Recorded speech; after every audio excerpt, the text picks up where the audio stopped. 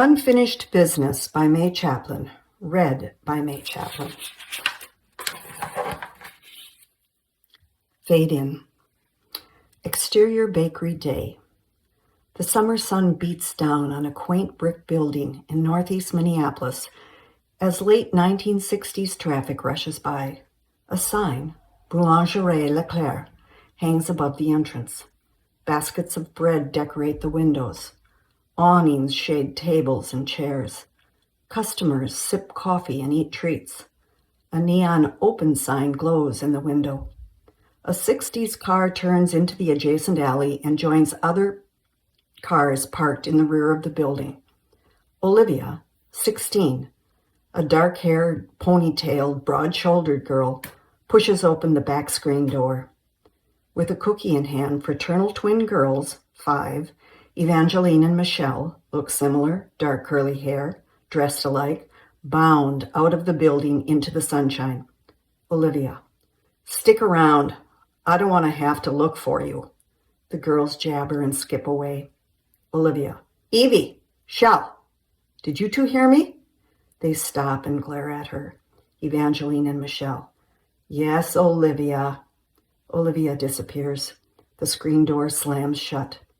The girls nibble their cookies, walk down the alley hand in hand. Let's hide. Evangeline, she'll be mad. Michelle, I don't care. Evangeline, we should practice our numbers. Michelle, ish. Evangeline, what's 20 plus 20? Michelle, I don't know. 50? Evangeline, it's 40. Michelle, smarty pants. Evangeline, that's not nice. A dog's growl cuts through their bickering. The girls turn to the trash cans.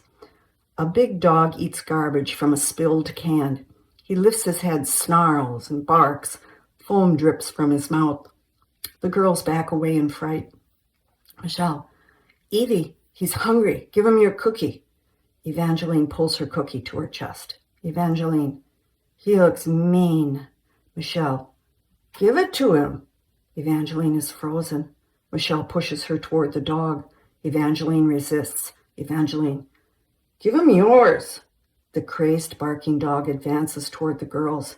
Michelle hides behind Evangeline. Michelle, give me your cookie. Michelle shoves Evangeline. Evangeline stumbles to the ground. The dog jumps on top of her. He rips the cookie from her hand and runs away. Blood gushes from Evangeline's hand. She screams in pain. Interior 1960s car, day. In the back seat, Evangeline, with a bandaged hand, cries into Michelle's shoulder, arms encircling one another. Olivia drives through downtown Minneapolis. Olivia, Evangeline, shut up. Michelle pulls Evangeline closer and whispers in her ear. Michelle, I'm sorry, Evie. Evangeline, the needles hurt.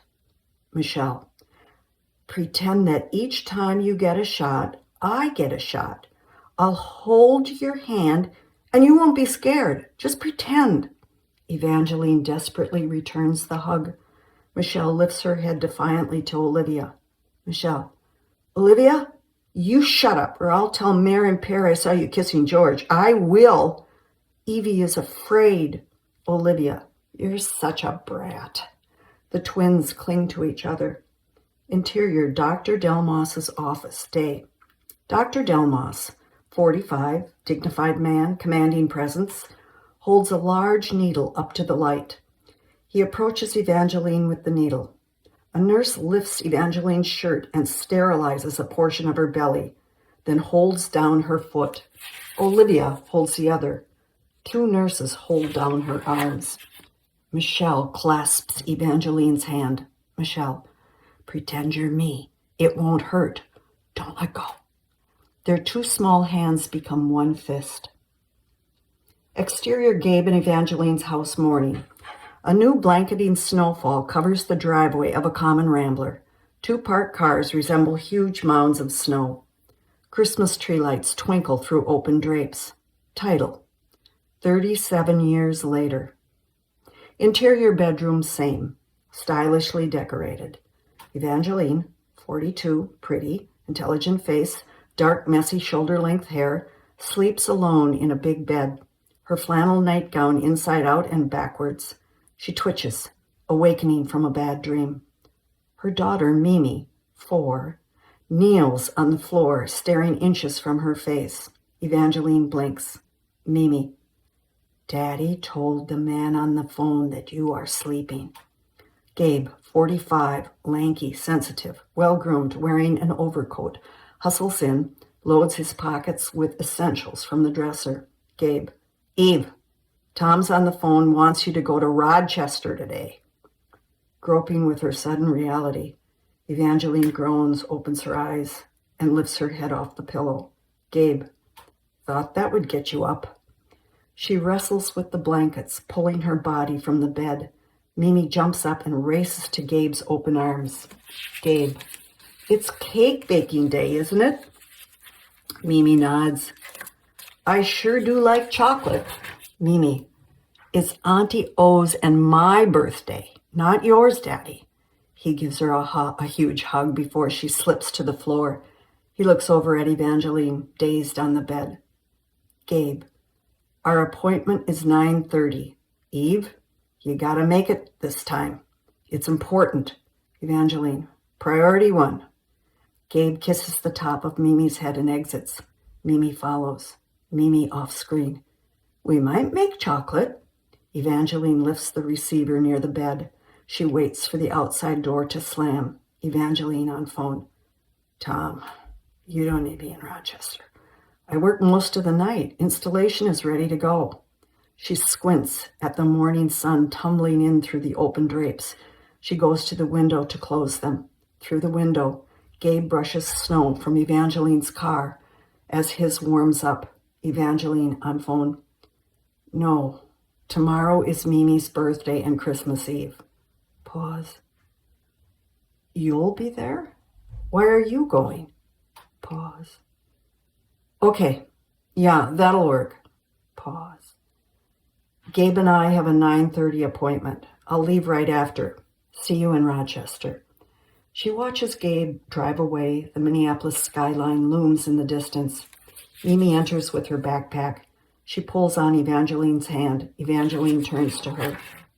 Evangeline, my vote is angel food for the birthday cake. Mimi, maybe, maybe not. Let's go. Mimi scampers from the room. Evangeline looks back at her car, dusted free of snow. Exterior Northeast Minneapolis day. Christmas decorations adorn streetlights and storefronts. Evangeline maneuvers through slow traffic. Mimi, bundled in a snowsuit, is strapped in the back seat. Exterior bakery continuous. Evangeline parks in front of Boulangerie Leclerc. Christmas goodies decorate the store window. Customers come and go. Interior car continuous. Evangeline turns off the engine and eyeballs Mimi. Mimi, no cookies till after lunch. Evangeline nods. Mimi lunges from the car full speed to the door of the bakery. Evangeline gathers her purse and Mimi's backpack. She checks her lipstick in the mirror. Interior bakery sales floor continuous. People mingle, eyeing goodies and breads on the shelves. A large painting of the bakery with summer flowers prominently hangs on the wall. 3 young women with dark hair help customers. The oldest, Jeanette, is hugely pregnant. Evangeline darts behind the counter. An elderly Mrs. Goldman reaches in front of her for the next number on the hook, forcing her to stop. Mrs. Goldman, is the challah fresh today, Evangeline? Evangeline, yes, Mrs. Goldman. The challah is fresh every Friday. Do you want a braid with sesame? Mrs. Goldman, let me think about it. Evangeline smiles at Jeanette, who fills a box of muffins for a customer. Jeanette waves. Evangeline passes through swinging doors. Interior cake decorating area continuous. Mimi stands on a chair hovering over a table full of gingerbread boys and girls, a pastry tube in her hand. Evangeline's older sister, Olivia, 52, wearing an apron, stands beside Mimi, admiring a cookie with Mimi's name on it. Evangeline, Olivia, get Jeanette off her feet or you'll be a grandmother of twins on Christmas Day instead of Valentine's. Olivia, this means you're strapping on an apron? Mimi resumes decorating her cookie with gobs of frosting. Evangeline, I have to go to Rochester today. A flash of concern crosses Olivia's face, then indifference. Olivia, then perhaps a straitjacket would be more appropriate. Evangeline, I'm interpreting that as a feeble attempt at humor. They stare at each other down. Mimi pulls at Olivia's sleeve. Mimi, our cake. We have to plan our cake. Olivia, what should our birthday cake be this year? Chocolate? Lemon? How about marble?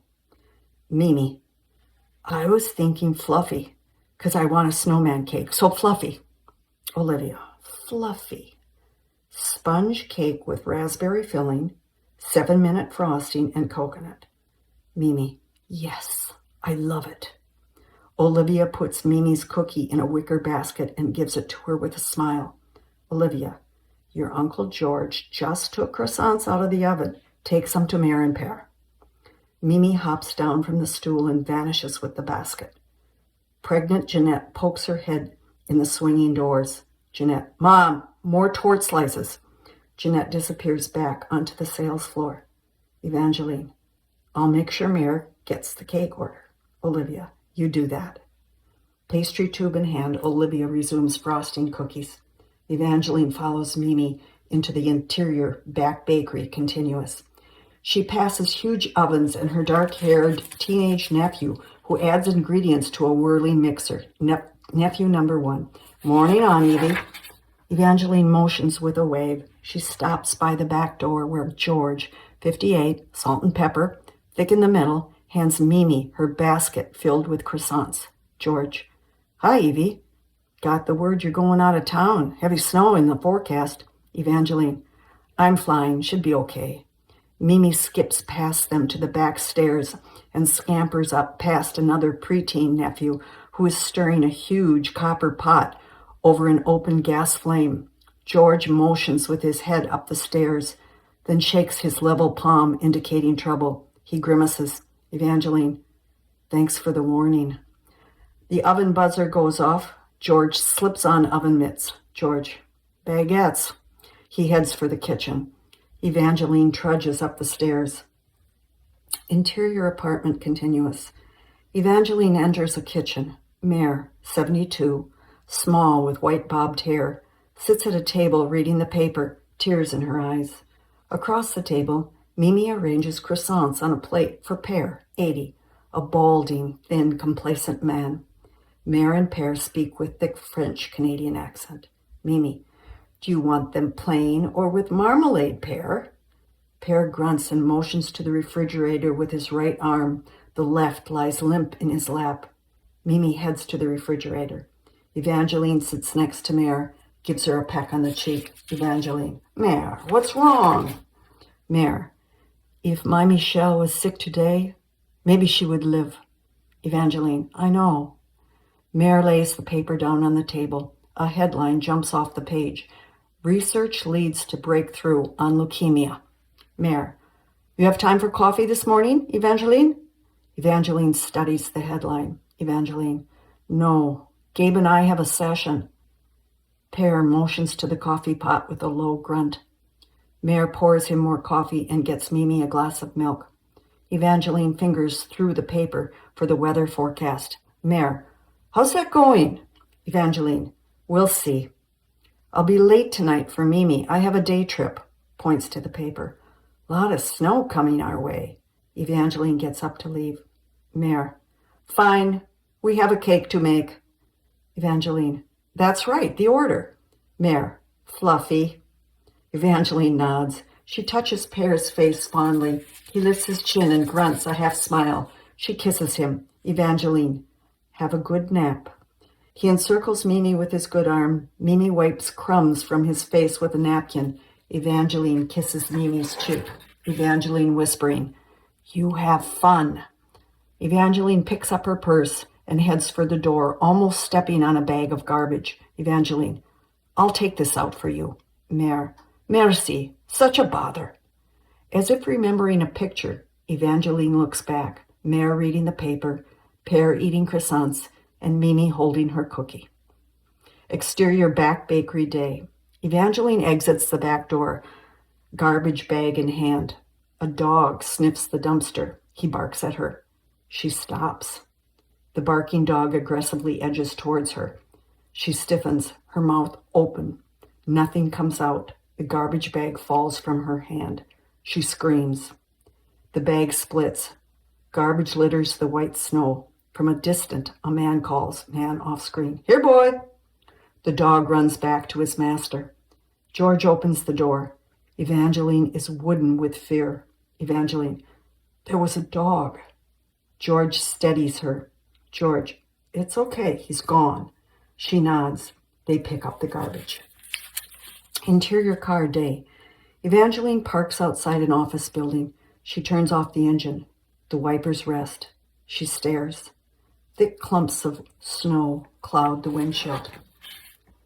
The clock on the dashboard reads 9:40. Interior counseling office day. Evangeline and Gabe, solemn and attentive, sit on a couch across from a counselor seated behind a desk. Gabe, Eve, let's put the past behind us. Evangeline, I can't pretend it didn't happen. Gabe, so I need to be more patient. Evangeline, okay, it's my fault. Gabe, that solves nothing. She gulps back emotion. Evangeline, I'm not punishing you.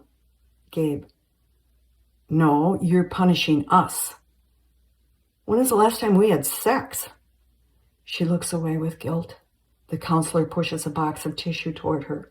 Evangeline, I don't know what else to try. Gabe runs his hands through his hair in frustration. Gabe, maybe I should move out. Evangeline, that isn't the answer. Gabe, it's the only one I have left. Counselor, being apart might help both of you to think clearly. Gabe, I'll move out as soon as possible. Evangeline, move. Where? Gabe, in with Karen. Evangeline, why Karen?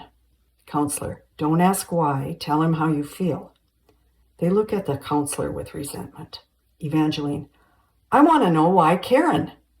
Gabe looks back with calm sincerity. Gabe, she thinks I'm great. It reminds me of when you thought that. Evangeline swallows hard. Evangeline, I'll tell Mimi when it's right. Gabe watches her every move, waiting for more. They sit in silence. Counselor, this was a big step. Evangeline turns to the window. Gray clouds hang low. Snow gathers on the sill. Begin flashback. Exterior Minnesota, University of Minnesota day. Snow mounds on the steps of a large stone building. Evangeline, 22, hurries up the steps. At the entrance, she stomps snow off her boots and enters. Interior building day. People hurry through the lobby. She asks directions from a passerby and follows the pointing. Interior gallery day. The room is packed with people meandering from one exhibit to another. A sign on an easel reads, University of Minnesota Fine Arts Graduate Exhibit. Evangeline scans the room. She spots Michelle, 22, looks similar, socializing with a group in front of a wall of art. The painting of the bakery is perched on an easel. Evangeline taps Michelle on the shoulder. Evangeline, oh, Miss LeClaire, how much are you asking for that painting? I have to have it. Michelle shakes her head in defiance. Michelle, not for sale. She gives Evangeline a hug. Michelle, you said you weren't coming. Evangeline, I lied.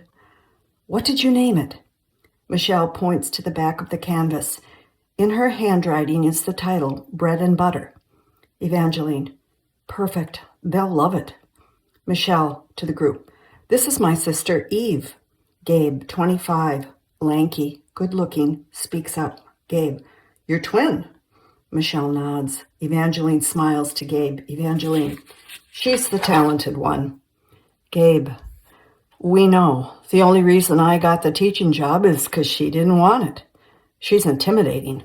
Evangeline, don't worry, her future is in frosting. Evangeline points to the bakery painting. Gabe, then I guess I'll have to stop by that bakery. Michelle bids goodbye to the group as it breaks up. Gabe, hey Michelle, we're going dancing at Avant-Garde. How about it? Michelle, I paint, I don't dance. He smiles and turns to Evangeline. Evangeline, I dance, I don't paint.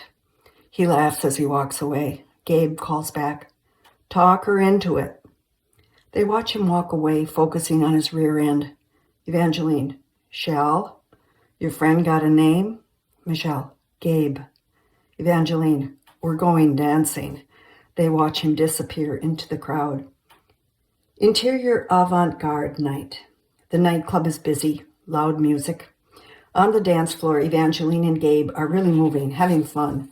The song ends. Evangeline leans toward him. Evangeline, I'm dying of thirst. She turns to a table where the group from the gallery talk and laugh. Michelle watches Gabe and Evangeline return.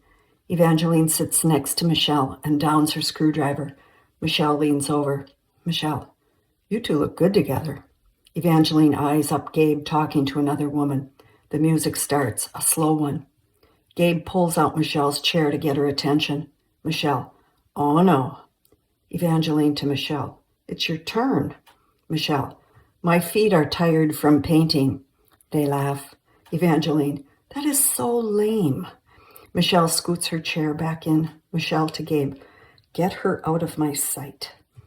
Gabe takes Evangeline's hand and pulls her out of her chair toward the dance floor.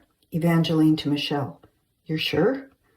Michelle nods. Evangeline gets up, looks back at Michelle. Michelle mouths, go. They reach the dancers. She looks back at Michelle again, but her head is turned away. Gabe pulls her close. Interior women's restroom day. Evangeline applies lipstick inches from a mirror. She hands it to Michelle, who dabs her lips. They're wearing fancy summer dresses. Evangeline digs through her purse, retrieves a short white lace chapel veil. She positions it on her head, then turns towards Michelle. Evangeline, what do you think? Michelle, Mare and Pear will cry. You'll break their hearts.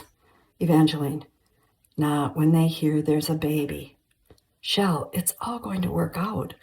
We'll renew vows later or something. Have a party, whatever they want.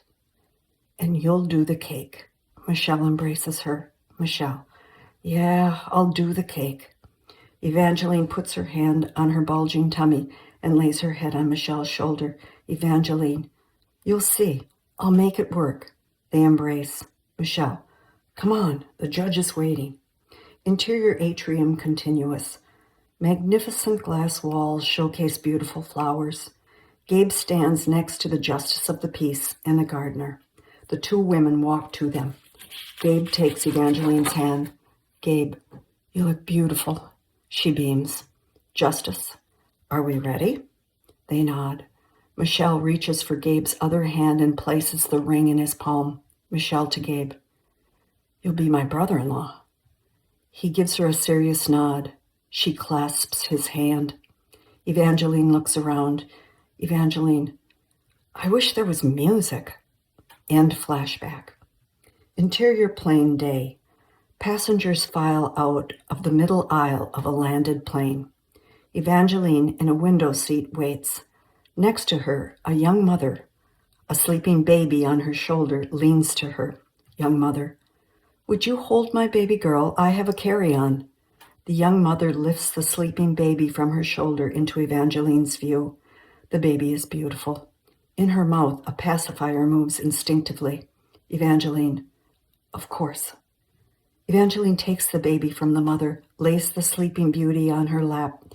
She glances to the aisle. The young mother struggles with the latch on the overhead compartment.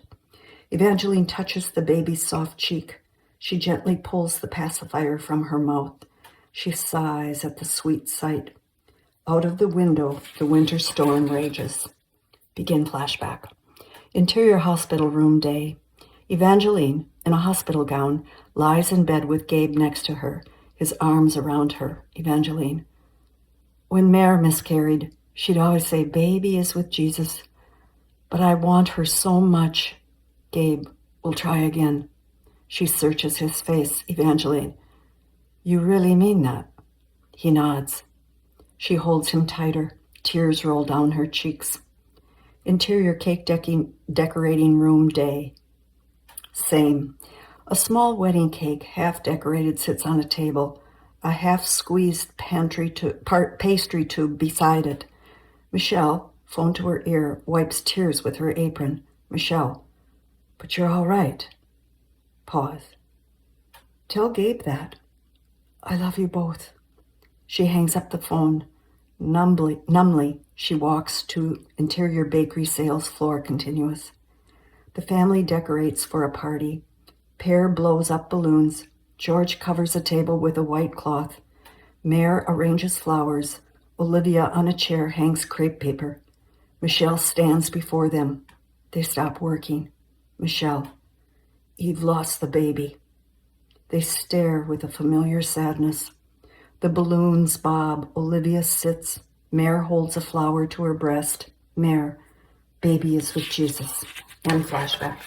Return to scene. Interior plane day. Evangeline, alone in the plane, the pacifier in her lap. She stares out the window into white nothingness. Exterior Rochester Airport day. The heavy snow snarls the traffic. People hurry in and out with their bags, catching buses and limousines. Evangeline waits at the curb. A horn honks. She jumps. Tom, off screen. Angie! She turns and waves. Tom, 50-ish, dignified, in a suit, motions to her from his luxury car. She runs to the car. Interior car continuous. Evangeline climbs in, sad eyes. Tom looks at her with concern. She embraces and kisses him desperately. Tom, you okay? Evangeline, thank God you're here. Gabe's moving out. He gently pushes her back. Tom, let's find a place to talk. She nods. He drives back into the traffic. Interior coffee shop day. Evangeline, composed, sips coffee across from Tom. He looks into his cup to avoid her eyes. Tom, the company is contracted by Mayo to install this software by tomorrow. Can you do the job? Be honest. Evangeline, I'm fine. Get me to the computer. Tom, the department head is concerned about patient charts locking in file share with other hospitals. Evangeline, it's taken care of.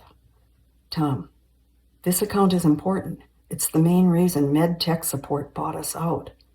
He waits for her response. Evangeline, so that went through. Tom, first of the year. They'll be bringing in people to service our accounts. Evangeline reaches across the table, taking his hand.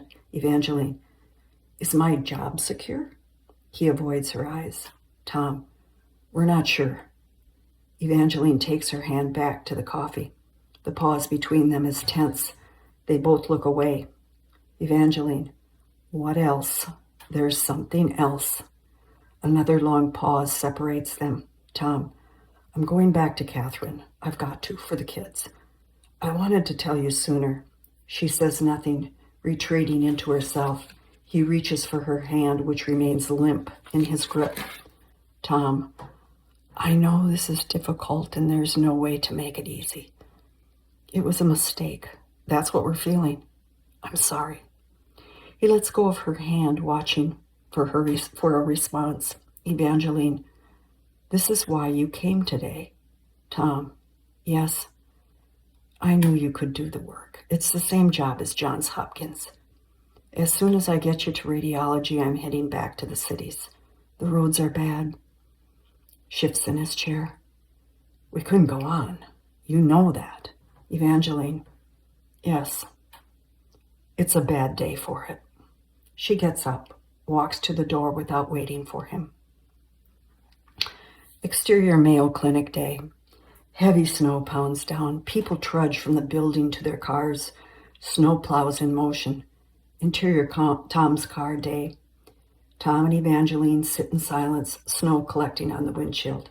Tom, our appointment is in 10 minutes. Evangeline, I know. He waits. She doesn't move.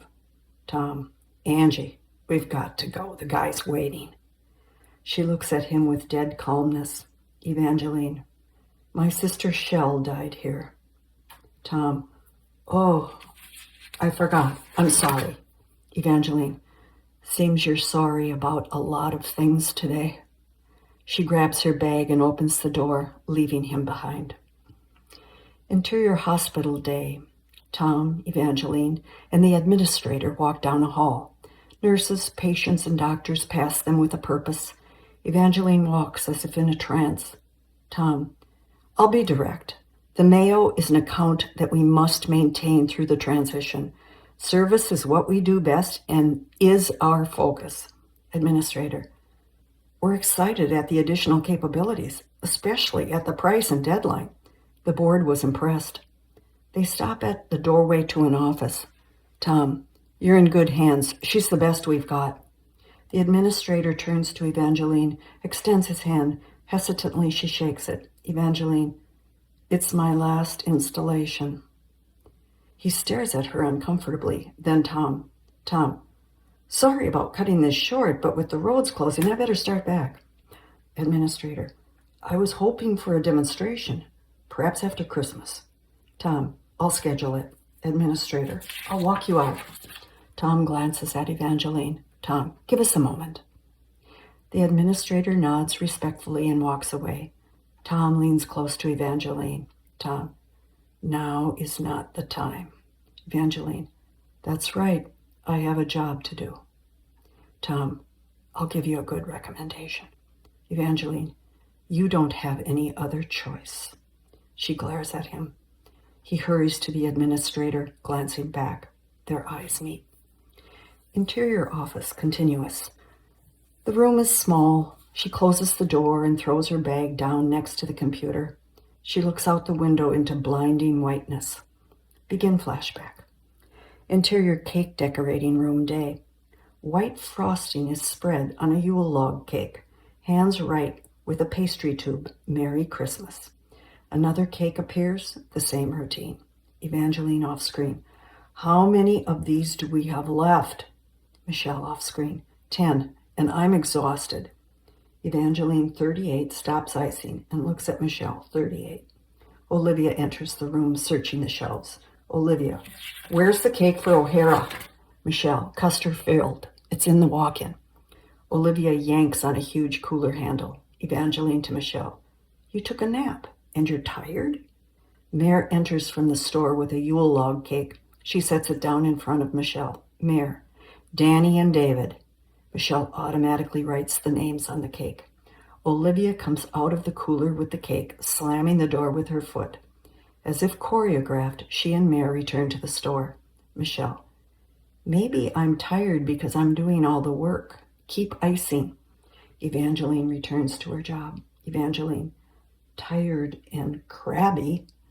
Michelle reaches over and quickly writes brat on her arm with frosting. Evangeline pulls back on a frosting-filled spatula and catapults it into Michelle's face. Through the laughter, Michelle, truce! Michelle wipes her face with her hand and smears the frosting on Evangeline's back. Evangeline, yeah, right. They howl. End flashback, return to scene. Interior office day. Evangeline moves from the window to the computer. She sits. Technical prompts flash across the screen. She loads a disk and notices the door ajar. A pair of eyes stare back at her. Evangeline, yes? Come in. An elderly woman enters. Pinned to her crisp white blouse is the name tag Cleo. Around her neck is a gaudy, colorful star dangling from a necklace. Cleo clears her throat, speaks in a soft voice with a Romanian accent. Cleo, Ms. Evangeline, the big boss has assigned me to you. Tell you where the coffee is, things like that. Evangeline, thank you. But I'm familiar with the hospital, but thank you. Cleo enters, eyeing the computer. She studies the screen. Cleo, this looks very complicated. Evangeline, you just have to use the right keys. Cleo, like opening a locked door. Evangeline, a different kind of key, but yes. Are you a nurse? Cleo, heavens, no, dear. I'm an old woman. My services are free. Evangeline, free service. I bet you make a lot of friends. Cleo, I get points for it. Now, what free service can I do for you? Evangeline, I'm taking the air shuttle back to the cities this evening. I need to know if it's on schedule. Cleo smiles, gives her a bow as she backs out of the room. Cleo, Evangeline, such a pretty name. The door closes silently. Evangeline, thank you. Evangeline returns to the computer screen. Counting numbers whirl. Begin flashback. Interior 1970s car, evening. The odometer reads 199998, with the remaining digit turning 9. Michelle, 30, drives up to Gabe and Evangeline's house. Exterior 1970s car, continuous. The summer sun casts a long shadow of the car. She honks the horn and yells. Michelle, Eve, Gabe, she's turning 200 thou. Interior Evangeline and Gabe's house, continuous. Evangeline, 30, and Gabe, 33, are play wrestling on the floor. They hear the honk and stop. Eve gets away and runs to the window. Michelle honks again. Exterior house, same. Evangeline, dragging Gabe, hurries out the front door, trying to put shoes on.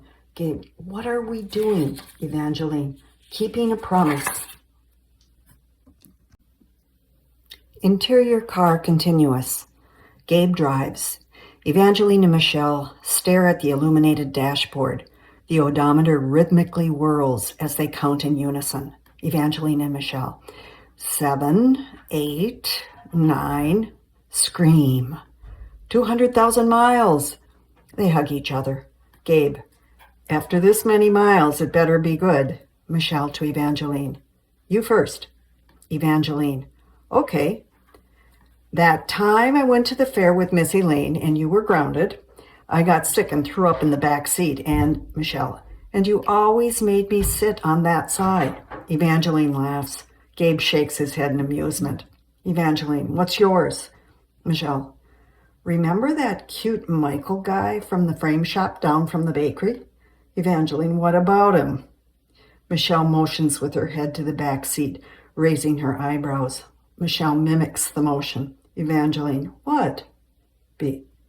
You did it in the back seat? This thing was parked under Maren Pear's window for the last, no. Michelle nods. Evangeline, I thought the vomit was a sure thing. Michelle leans over to her ear. Michelle, I knew about that. Evangeline, you did not. Gabe, enough. Michelle wins this one. And the first round is on me. Exterior bar, continuous. Gabe parks the old rattletrap. The three get out of the car. With Michelle in the middle, arm in arm, they head for the entrance. Evangeline, remember that time we did shots at the class reunion and we got end flashback, return to scene. Interior office day. Numbers whirl on the computer screen. Evangeline stares. From the doorway, Cleo clears her throat. Evangeline gives a startled jerk. Cleo, the airport is closed. Your shuttle has been rescheduled for tomorrow. Cleo smiles down on her. Evangeline, I have to leave tonight. It's my daughter Mimi's birthday tomorrow. Cleo, a child born at such a festive time of year. You are blessed. I have no children. Evangeline goes to the window. Whiteness, now darkness. Evangeline, there's nothing I can do. Cleo, call and tell them to hold the party until you return. Evangeline nods. Numbers race across the screen. Evangeline studies the sequence. Cleo joins her at the computer. Cleo, busy counting things we cannot see. Evangeline, there's a loop and I'll have to do an export-import. I should have expanded the disk blocks. Cleo gives her a confused look. Evangeline, no rush to fix it. I've got all night. Cleo, I will tell the hospital to prepare a room. I will come back and bring you to dinner. One should not be alone when far from home. Evangeline, you're very kind. Cleo, good. I get points for that. Cleo turns to leave. Evangeline, Cleo, do you know anything about computers? Cleo, I know they are very good at counting. Evangeline smiles. Cleo gives a slight bow and leaves. Interior cake decorating room night. Mare decorates a snowman-shaped cake. Olivia, feet up, drinks coffee. Mimi sits on a stool, a wall phone receiver to her ear. Mimi on phone. I want you to come home right now. We're decorating the cake. Pause. But you'll miss the party. Pause. You promise me you won't be late. Mimi holds the phone out to Olivia. Mimi, she wants to talk to you. Olivia takes the phone. Mimi races to Mare and the cake. Olivia on phone. Let me guess. You're stranded. Pause. Gabe can't make it over. Roads are bad. So where are you staying? Pause. It looks like it's your turn to have a hospital bed. Interior office, same. Evangeline on her cell phone stares out the window. Evangeline, you've made your point. Pause. I'll get back as soon as I can. Kiss her goodnight for me. She closes her phone. Interior hospital cafeteria night. The place, decorated for Christmas, is busy with employees and those stranded by the storm. Evangeline sits with Cleo, their dinner in front of them. Evangeline, Mimi is with family. It worked out. Cleo, you have a big family? Cleo shovels food into her mouth like she is starving. Evangeline, my parents, a sister, but she has a big family. And I had a twin. Evangeline nudges the food on her plate with her fork. Cleo, I never had a sister. That must be wonderful. Evangeline, at times, Olivia and I are both a little stubborn. Cleo, at times, stubborn is good. The trick is to find the right time. Evangeline, with Olivia, that is a trick. Cleo, perhaps you should be stubborn about finding the right time to be stubborn.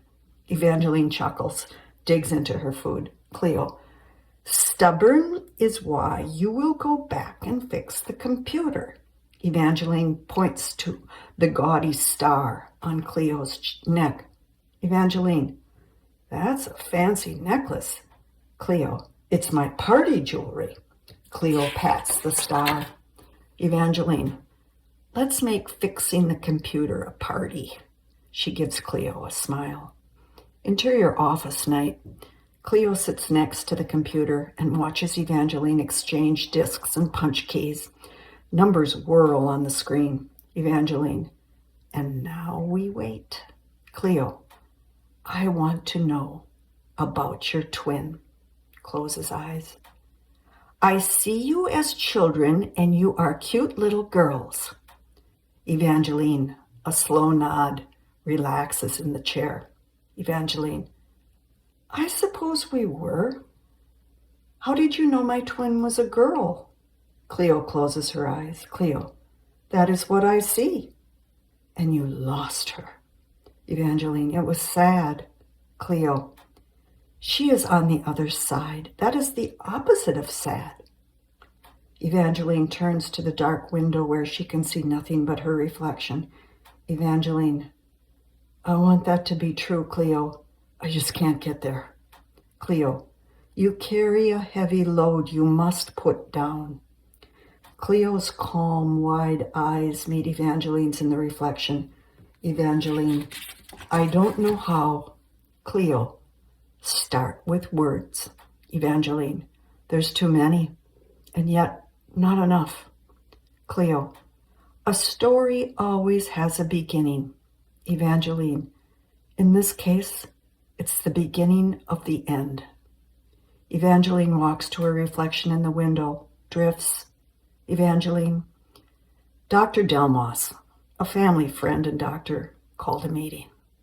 Begin flashback. Interior Dr. Delmas's office day. An elderly Dr. Delmas in a worn suit sits behind an old desk studying papers from an open file. Mare, Père, Olivia, Evangeline, 38, are seated across from him, looking nervous. Eyes and ears are attentive. Dr. Delmas. The clinical trials program at Mayo is her best chance, and everything is paid. Michelle has made a good decision. Père rushes to the desk. Père. How'd she get this bad blood? Dr. Delmas. Calm down, Claude. Your blood pressure. We don't know. The point is she needs your help. Mare weeps softly. Olivia hands her a tissue. Evangeline is frozen. Olivia. What do we do? Dr. Delmas. We need blood platelets that match you. You will be tested. Mare. Michelle worked so hard for Christmas. She should have rested. Père pounds his fist on the desk. Père. We all take this test. Dr. Delmas. The lab is ready. Evangeline leans forward to the doctor. Evangeline. How do they do it? Dr. Delmas. With the needle, just like when you get pregnant. Evangeline, you can do it. Père stares down at Evangeline. Interior car day. Rain pours down melting piles of snow. Olivia drives. Evangeline sits next to her, holding a map. A serious silence between them as they enter a maze of hospitals in Rochester. Evangeline voiceover. It was a relief when we both matched. Olivia figured she'd only have to be gone half the time from the bakery, and I knew I couldn't go through it alone. I had almost fainted when the doctor explained the procedure. Olivia turns into a parking area. Evangeline pointing. Over there. Olivia. What floor? Evangeline. 3rd. Interior hospital room day. Olivia and Evangeline peer through a crack in the door. Michelle, dressed in white pajamas, hairless and jaundiced, sits on the window ledge looking out. With a huge smile on her face, Olivia approaches, open arms. Evangeline hovers near the bed, safely observing. Olivia. You look terrible, but we're going to fix that. Michelle. Not so bad. I don't have to shave my legs. Evangeline gives her a weak smile. Michelle. Evie, you okay? Evangeline. Shell, I'm fine. Gabe sent you something. Evangeline approaches carrying a box with a handle much like a briefcase. She lifts it into Michelle's view. Michelle. My paints. Michelle holds the box close, almost an embrace. Evangeline. He said you should paint the view from your window. Michelle. How's he doing with the cake decorating? Olivia. C+. He can't wait for spring quarter to start so he can give up the bakery and get back to the classroom. They laugh. Michelle opens the paint box and sorts through the tubes of paint. Olivia. We've got our first session in a little bit and need to check into our room. And Michelle. I'll come with you. Evangeline. No, rest. It's a long procedure. Olivia. We'll see you later. Olivia heads out the door. Evangeline slowly retreats to the door, never taking her eyes off Michelle. Evangeline voiceover. In a strange way, she was beautiful, unearthly, so slight she could slip into eternity right before my eyes. I knew then that no matter what happened, we would never be the same. Interior hospital donor room day. Evangeline observes from a safe distance. Olivia sits in a donor chair. A nurse tapes a needle securely in place on Olivia's arm. She inserts the other needle into the other arm. Evangeline.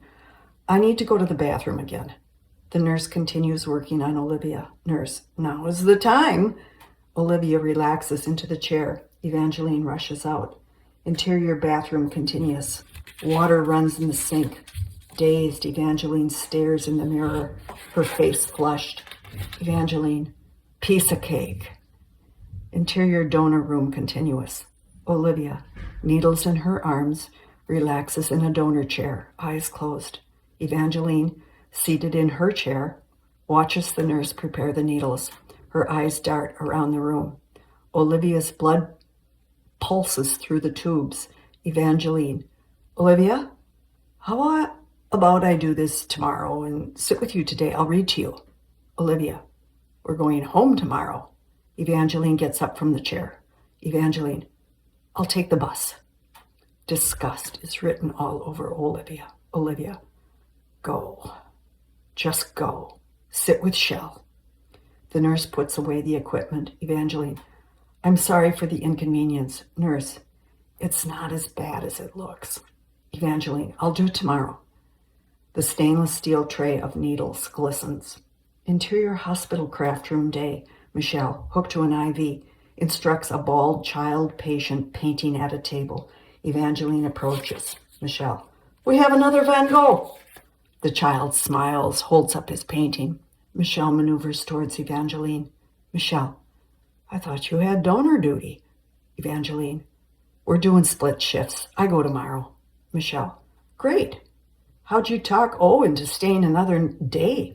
Evangeline, I don't think we're done talking about it. Interior hospital guest room night. Olivia sets a bottle of George Dickel sour mash whiskey on a table that separates two beds. Olivia, pour. I want to know what happened, and it better be good. Evangeline pours the whiskey into two plastic cups. Evangeline, I wasn't ready. I'm sorry, it's not a better reason. Olivia, you better be ready tomorrow. Evangeline, I will. Olivia, good, because I don't think the cancer gives a goddamn if you're ready. Olivia takes her glass of whiskey into the bathroom and slams the door. Interior donor room day. Evangeline, nervous, sits in the donor chair as the nurse prepares the equipment. Olivia watches. Evangeline to Olivia, I prefer to do this alone. Olivia, I respect that. She nods to the nurse and walks out of the room.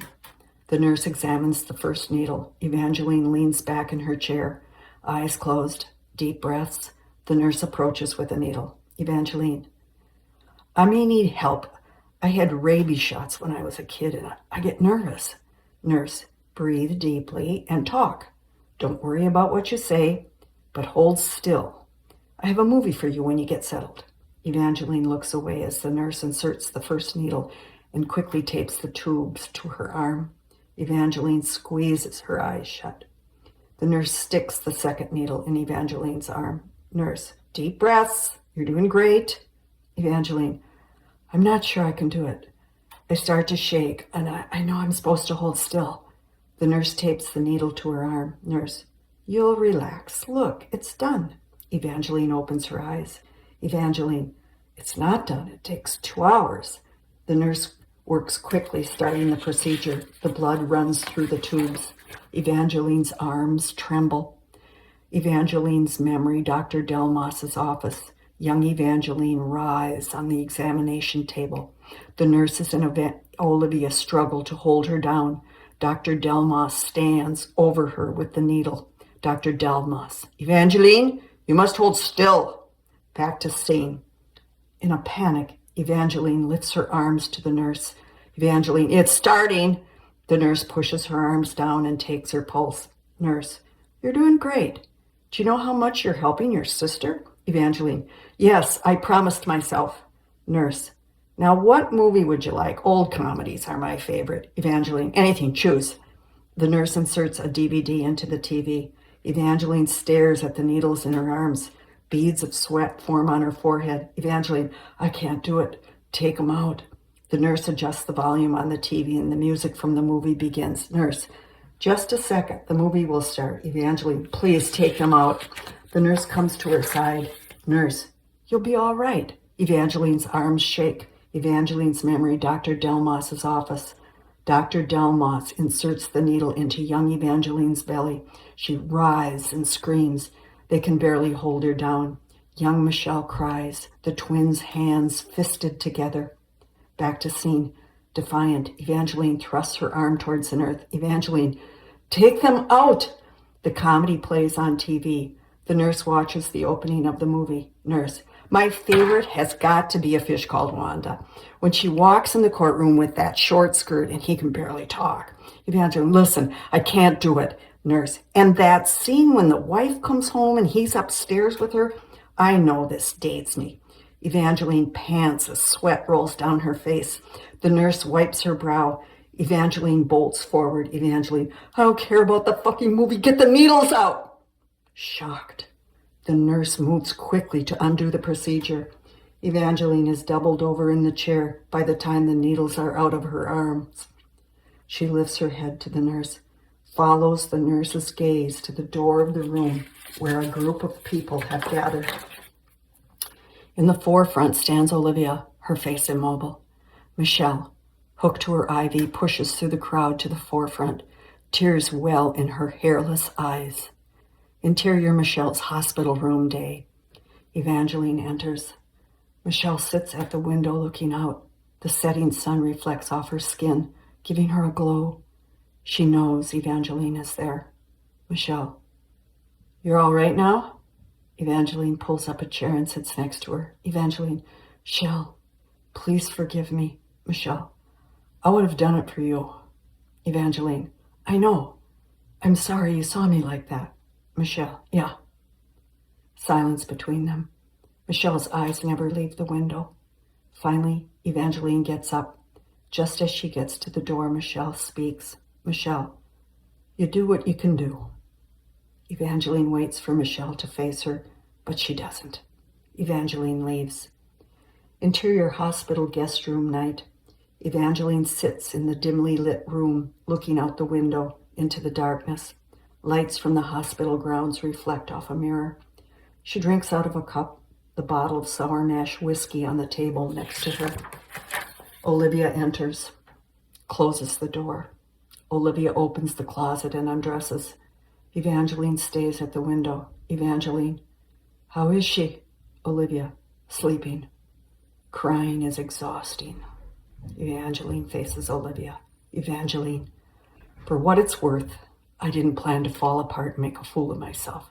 Olivia, oh, so this is about you. Walks toward her. Plan this. You've got 3 months until Shell needs more blood. So you find a shrink, some pills, or a priest, and get it together because I've given my share and I'm all out of pity for your childhood trauma. Olivia grabs the bottle of booze by the neck and heads for the bathroom. At the door, she turns. Olivia, get your own bottle. She slams the door. Evangeline downs the whiskey in her cup. Interior car night.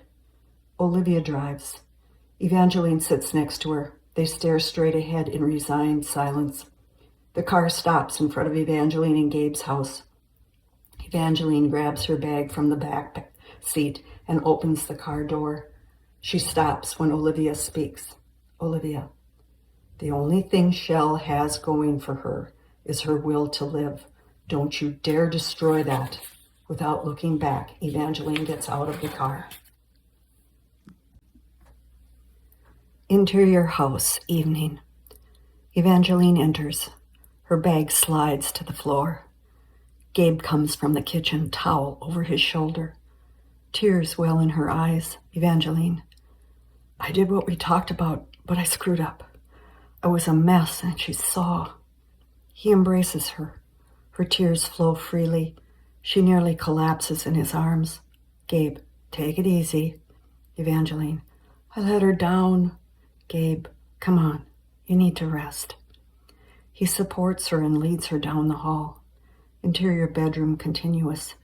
She lies in his arms, crying. Gabe, next time I'll go with you. She needs both of us. He kisses her. She clings to him. Their kisses become passionate. Interior bakery day.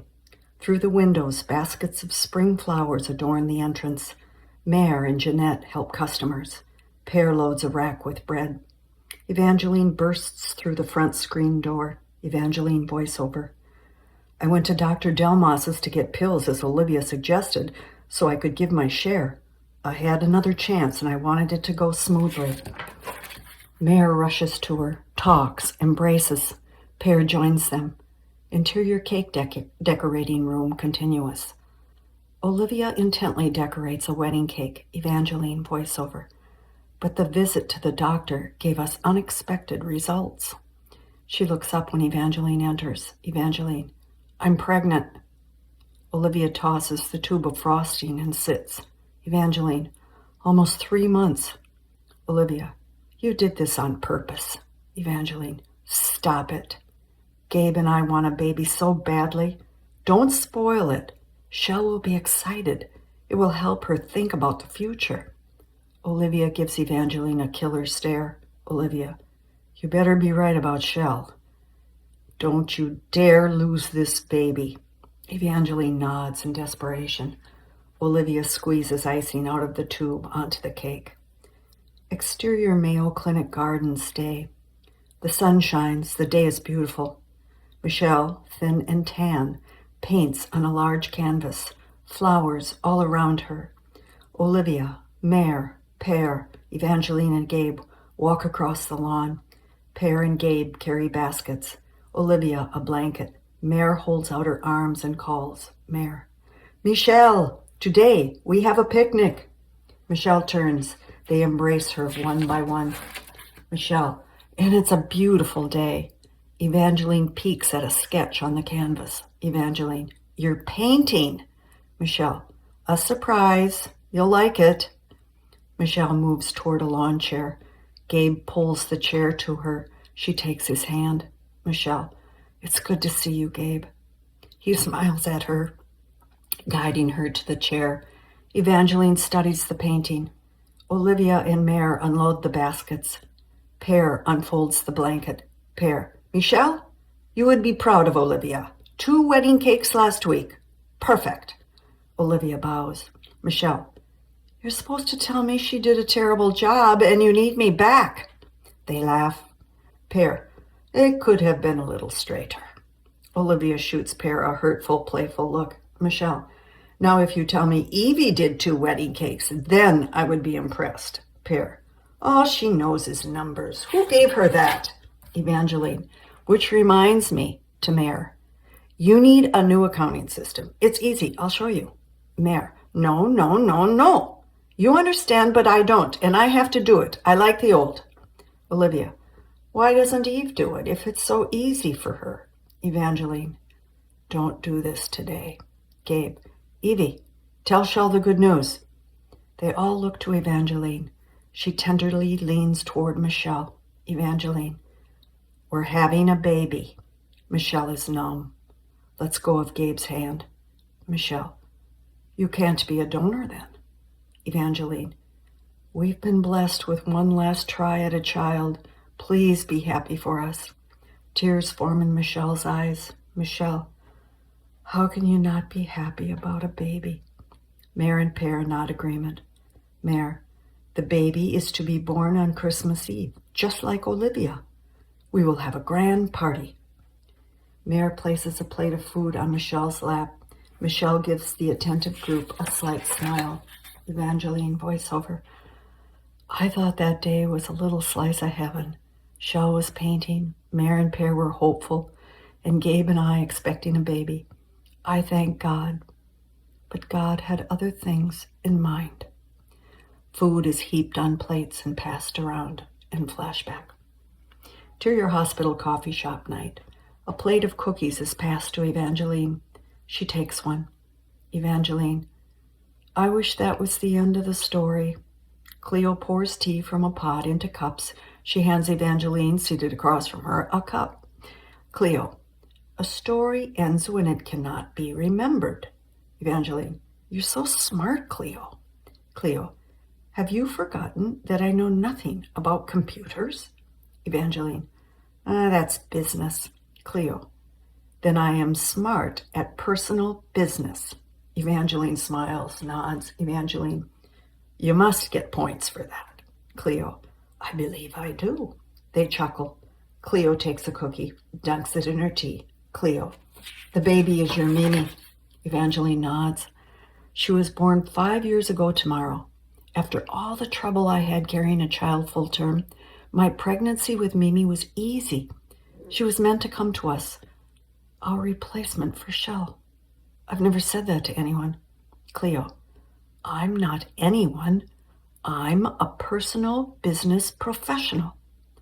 Evangeline, have them put that on your name tag. Cleo, I'll talk to the big boss about that. But now you must finish the story. Evangeline leans back in the chair, takes a sip of tea. Evangeline, Shell came home for summer, worked in her garden, did a few cakes. Begin flashback. Exterior bakery day. Michelle sits in the front seat of Olivia's car. Mare and Pear talk to her through the open window. Evangeline voiceover. By fall, she had to go back to Mayo with Olivia. Each time Olivia did donor duty, the tension between us mounted. Olivia and a pregnant Evangeline load suitcases into the trunk. Evangeline, call when you get the doctor's report. Olivia, call who? Evangeline, for sure, Mare and Pear. Gabe and I would appreciate a call. Olivia, there's a ton of things I'd appreciate and they're not coming my way. Evangeline, I'm not trying to hurt you, but you're doing your damnedest to get back at me. No one wins that one. With the suitcases loaded, Olivia slams the trunk. Olivia, thanks for the lecture. Olivia turns to Mare and Pear for a hug. Evangeline embraces Shell through her open window. Olivia starts the car. They drive away. Michelle looks back and waves to Evangeline, Mare, and Pear. Interior bakery apartment day. The rooms are decorated for Christmas. A brightly lit tree in the living room. Olivia, George, and all their children mill around, some opening presents. Pear naps in his recliner. Michelle, pale, thin hair, lies on the couch. Evangeline voiceover. Shell came home for Christmas, despite her declining condition, and Mimi was born on Olivia's birthday. Gabe told me Shell cried when she heard the news. Interior kitchen continuous. Gabe, Evangeline, and the baby Mimi appear at the door. Mare wipes her hands on her apron and rushes to them. Mare, they're here! The room fills with family, eyeing the bundle in Evangeline's arms, eager for the unveiling. On the table, Evangeline unwraps her like a present. Pear leans close a little to Mimi and speaks softly. Pear, today we have an angel. Mare, when she sasses him, he will forget the angel part. They laugh. Pear rewraps Mimi and takes her into his arms. Pear, yes, but today I have a Mimi angel. To Mimi, let us go see your Aunt Michelle. All follow him to the living room except Gabe and Olivia. Gabe sets down a diaper bag and pours a cup of coffee. Olivia, so when is she to be baptized? Gabe, soon. Olivia, you're going to make me ask, aren't you? Gabe, yes, Olivia, I am. Olivia, who's going to be Mimi's godmother? Gabe, Eve's going to ask you.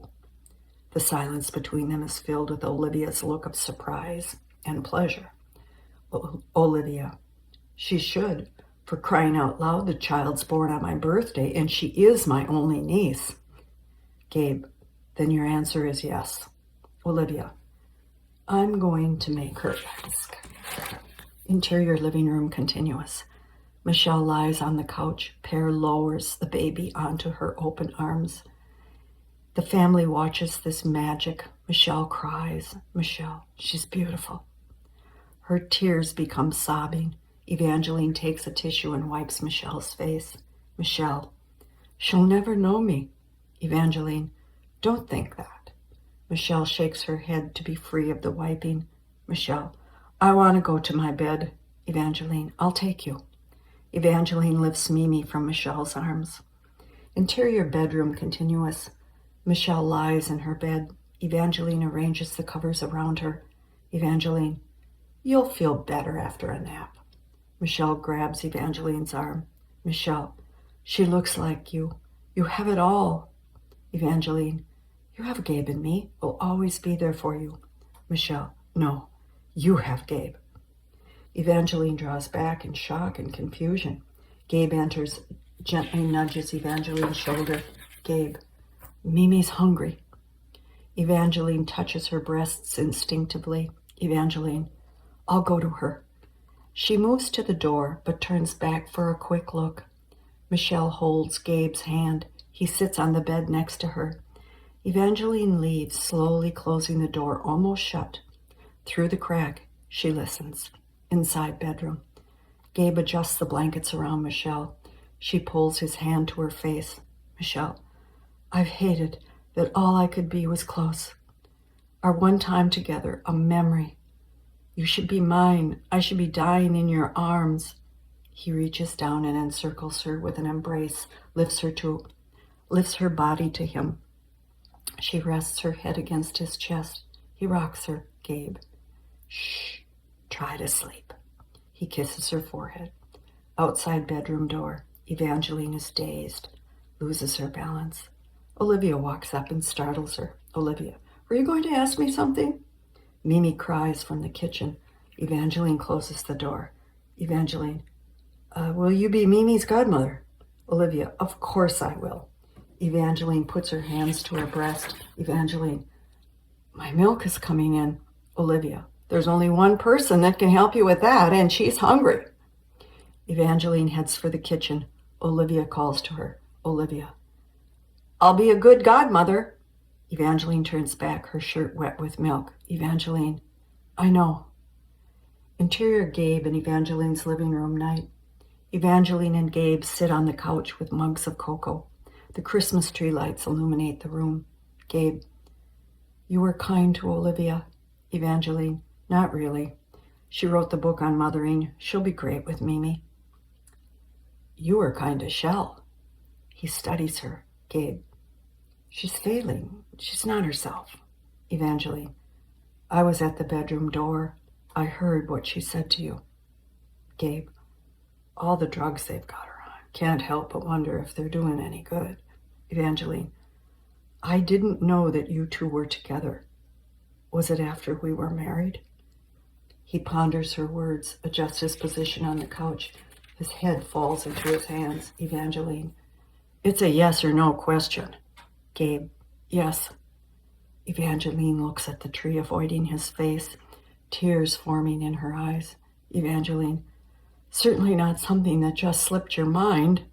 He stares at her. Gabe, it was my fault. Gabe's memory, interior classroom day.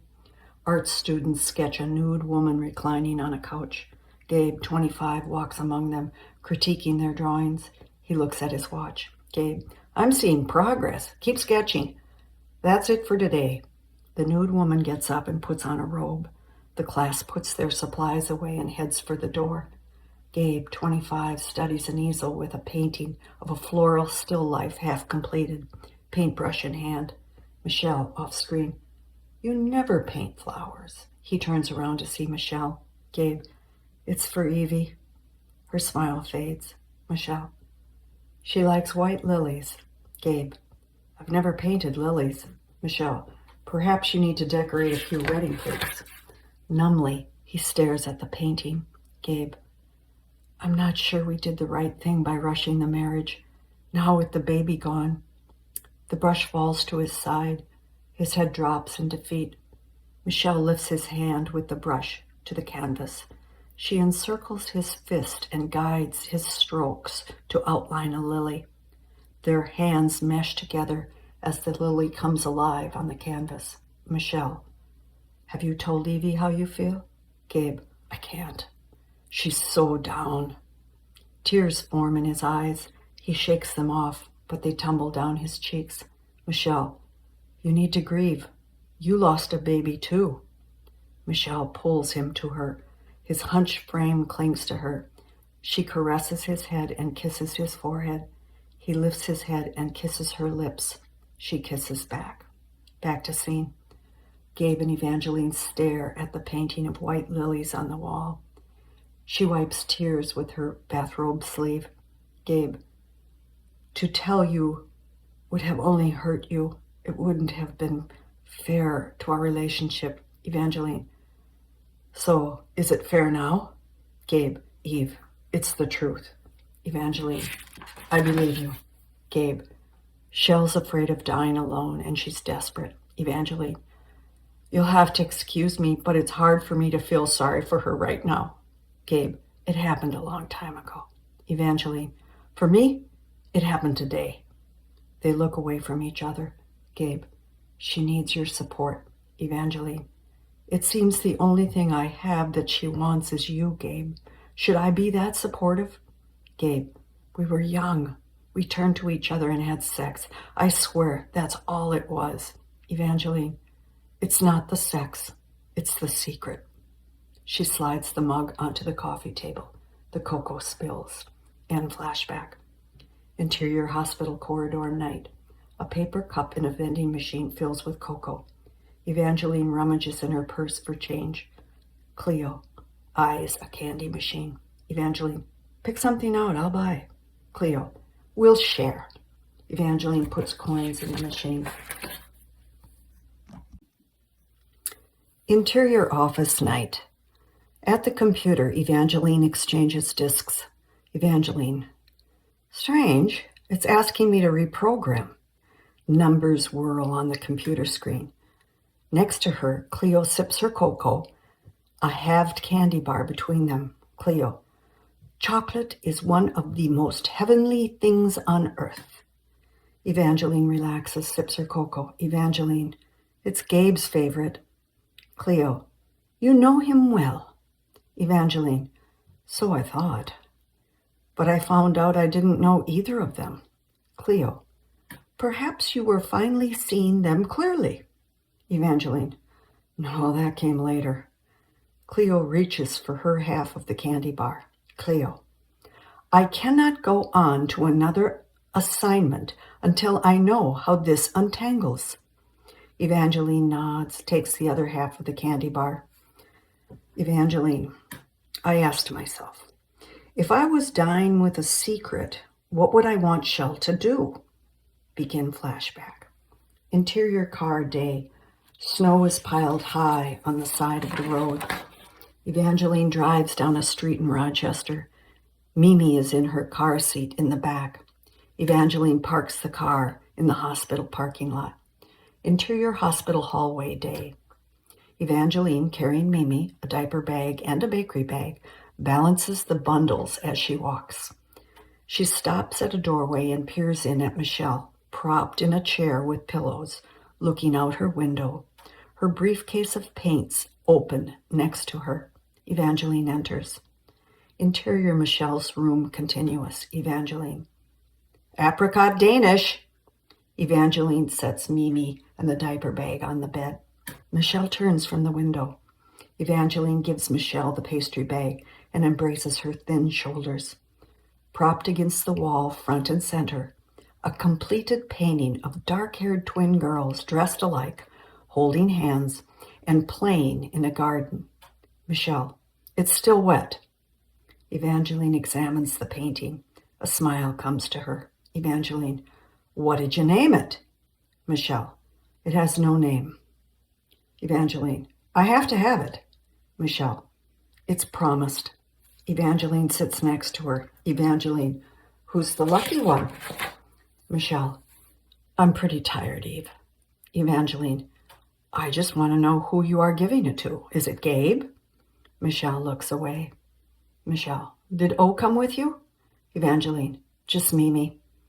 Michelle attempts to look at Mimi on the bed. Michelle. Is she a good baby? Evangeline nods. Michelle. Again. You're lucky. Evangeline. Let's talk about my luck, Shell. Let's talk about Gabe. I know you two had sex. I overheard you talking to him. The secret's out. Michelle. He chose you. There's no secret about that. Evangeline. You pushed us together. You wouldn't dance with him. Michelle. I wanted him to choose me over you, and he didn't. I lost. Evangeline. You lost because you didn't try. Mimi cries. Evangeline takes her in her arms to comfort her. Evangeline. She's hungry. She unbuttons her blouse to nurse. Michelle turns away. Michelle, go somewhere else to do that. Mimi cries harder. Interior hospital chapel later. Candles flicker in the dim light. In the back of the chapel, Evangeline sets a bundled sleeping Mimi down on a pew. She buttons her blouse. An old priest genuflects at the altar, then walks by her. She looks to him, tears in her eyes. He stops. Priest, are you visiting? Evangeline, my sister, Michelle Leclerc. Priest, I'll bring her communion. Evangeline, I'm not sure she'll want it. He nods with understanding. Priest, you have a beautiful child.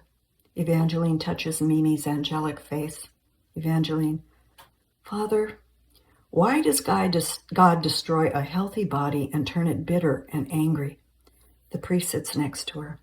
Priest, since we haven't died, we shouldn't judge. We need to pray. Take care of her. Tears fill her eyes once again. Evangeline, I know, but why does God do it? The priest returns a steady gaze. Priest, I'm not sure that it's God that does it, but I am sure that God loves us, just as you love your baby. She faces him. Evangeline, I'm not feeling the love, Father. Interior Mare and Pear's kitchen night. Olivia, George, Gabe, Evangeline, Mare, and Pear are gathered around the table. Mimi sleeps in an infant seat on the counter. Olivia, I'm repeating what she said. She doesn't want to see Eve anymore. Pear, I must talk sense to her. Seeing her own twin, baby Mimi. This should help her live. Mare, the sickness has gone to her head. Olivia to Evangeline, I'm not saying it's right. I'm saying that's what she wants. Evangeline, and Gabe?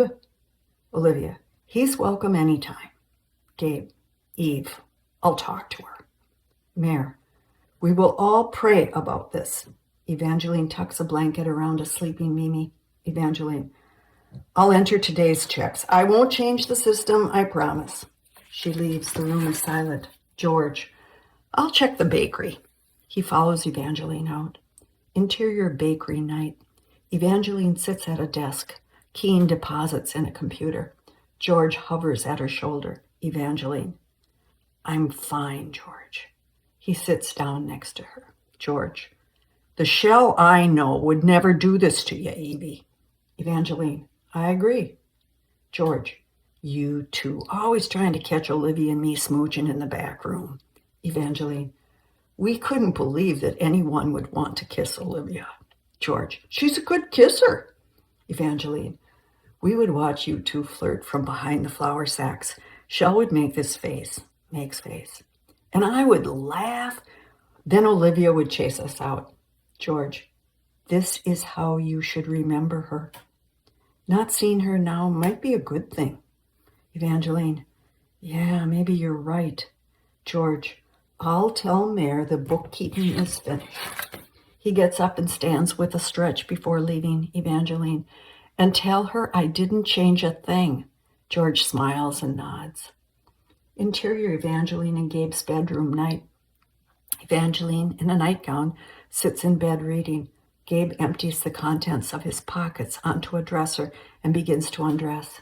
Gabe, I don't think it'll be much longer. Evangeline, there's leftovers in the oven. He takes off his shirt, his back to her. Gabe, she asked me to kiss her.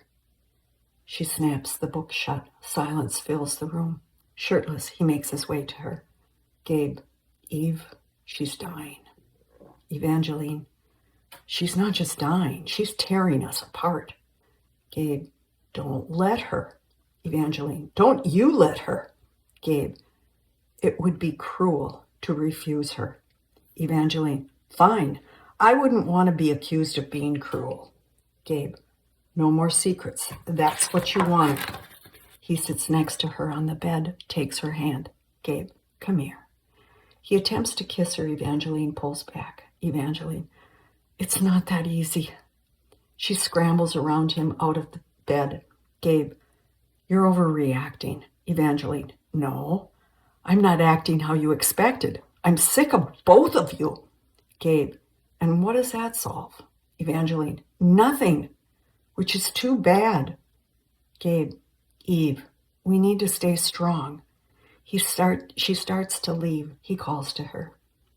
Gabe, when are we going to make love? We haven't since before Mimi was born. Evangeline, when I'm ready. She turns back to him with the steady, demanding gaze. Evangeline, I need to know if you love her. He faces her with regret. Gabe, I'll always love Shell. She leaves. Exterior bakery day. The spring sun is up, but low in the sky. Leaves bud from trees, brown grass turning green. The family is assembled near the car. Mare and Pear hug Olivia's children goodbye. Evangeline hands Mimi to Gabe and follows Olivia to the car. Olivia, the cakes are done. No last-minute orders. Evangeline, we'll handle it. Olivia, right. How long has it been since you've sliced a loaf of bread? Olivia finds her keys in her purse. Evangeline, call me when it's over. Olivia, I'll rush to a phone. Olivia kisses George goodbye. Evangeline accepts a hug from Mare. Mare, all the orders are in the box on the desk. I can do the books when I get back. Just make sure the receipts are... Evangeline, don't worry. Olivia starts the car. Evangeline ushers Mare into the car. Pear lifts his chin to Evangeline and grunts. She kisses him. He gets in next to Mare. Evangeline, we'll pull together and take care of everything. To Olivia, you call. Olivia nods, drives away. The group watches. The children wave. Interior front bakery day. The bakery is packed. Customers take tickets. Olivia's children, Jeanette, her sister, wait on them. Gabe enters from the cake room and delivers a boxed cake to a waiting customer. Evangeline enters with bags of buns, setting them on the counter. Customers huddle to see the goods. Mrs. Goldman taps her on the shoulder. Mrs. Goldman, is the challah fresh today, Evangeline? Evangeline, just on Friday. Mrs. Goldman, can George make me a loaf? Evangeline, I've got a day-old sesame in the back. I'll give it to you half price. Mrs. Goldman, let me think about it. Evangeline turns to go back and almost bumps into Gabe re-entering the sale floor. Gabe, how you doing? Evangeline, piece of cake. She continues past him to the interior back bakery continuous, where the younger boys scrub pans in the sink. George turns off the buzzer and takes bread from the oven. Mimi, in her infant seat on a table, sucks a pacifier. Evangeline resumes bagging buns from the cooling rack. The telephone rings. She stares at it. It rings again. George, I'll get that. Evangeline, no. She picks it up. Evangeline on phone. Bonjour, boulangerie Leclerc. Pause. No more pie orders. There are extras on the shelf. Pause. We close at 5 for Easter. She hangs up the phone and continues bagging buns. Jeanette goes to a rack of packaged orders. She takes one off the rack and returns to the sales floor, calling Jeanette. Aunt Evie, Mrs. Goldman wants that challah. Evangeline grabs the bread from a box of bakery goods. Mimi fusses. As she passes, Evangeline puts the pacifier into Mimi's mouth. Evangeline, you be a good girl. Interior front bakery continuous. Evangeline hands the braid to Mrs. Goldman, who immediately examines it. Mrs. Goldman, it looks good for day old. Evangeline, it'll be $1.75. Mrs. Goldman digs in her change purse. A man peers over Mrs. Goldman's shoulder at the challah. Man, what else have you got in that day old? Evangeline, the rest is going to the food shelf. Man, let me look through it. Contemplating the demand, Evangeline stares at the man. George enters the bakery with Mimi in his arms. Everyone turns to see the screaming baby. Mrs. Goldman, can I hold her? Evangeline, she's hungry. George hands Mimi to Evangeline. Mimi stops crying. People gather to see the baby. From behind the counter, Jeanette calls out, Jeanette, 34? The man waves his number 34 in the air. Man calls, you have any day-old buns? Evangeline looks to Mrs. Goldman. Evangeline, just leave the money on the counter. She walks away. Interior back room continuous. Evangeline sits on sacks of flour. Mimi across her lap crying. Evangeline, oh, honey, Mama's getting you some. Just wait. She unbuttons her blouse, brings Mimi to her breast. The baby quiets. She lovingly strokes Mimi's hairless head. She relaxes against the wall, closes her eyes. Sounds from the bakery swirl. Racks of bread pulled from the oven. Numbers called, customers' questions. The bell on the front door. Michelle. Voiceover. Breathless. Olivia. Oh. The sounds scramble louder and louder. The buzzer from the oven blasts. Her eyes spring open. Mimi screams desperately. Her small eyes pulled tight. Her face red. Evangeline stares at Mimi in disbelief. With the crying baby in her arms, she stands, blouse unbuttoned. In a daze, she walks past George to the interior cake decorating room continuous. George follows. George, Evie, what's wrong? She sweeps the room with her eyes and continues on to the interior front bakery continuous, to Gabe, who waits on a customer. Everyone turns and looks. There is silence. Gabe stares at her, dumbfounded.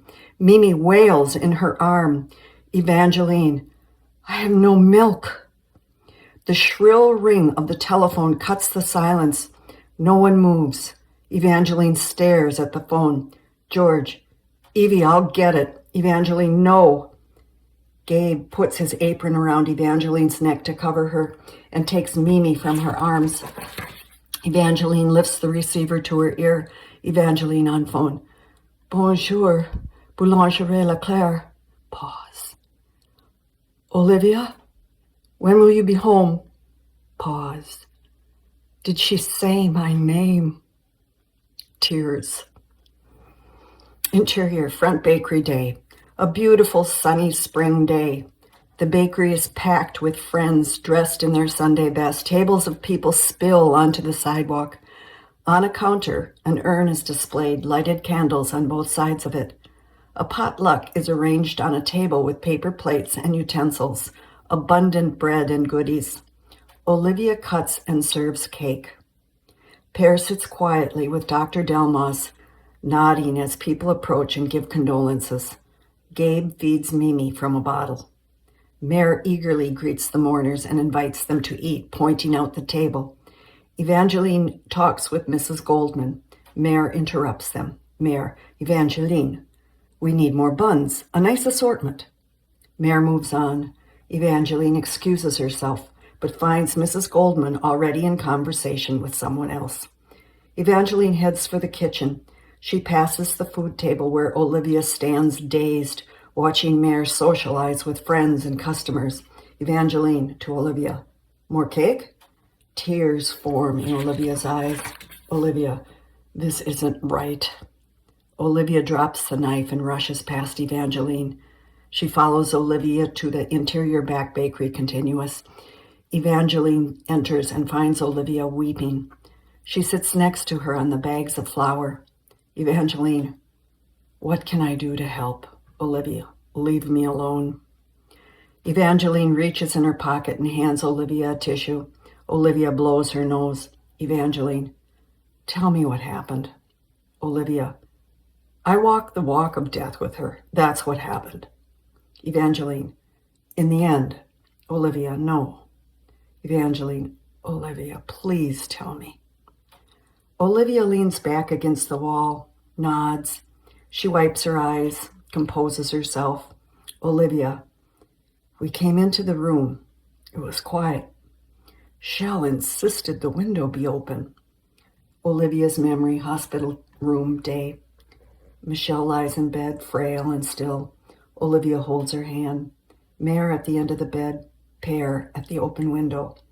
Michelle gently pulls on Olivia's hand. Olivia sits down next to her on the bed. Mare, it's cold in here.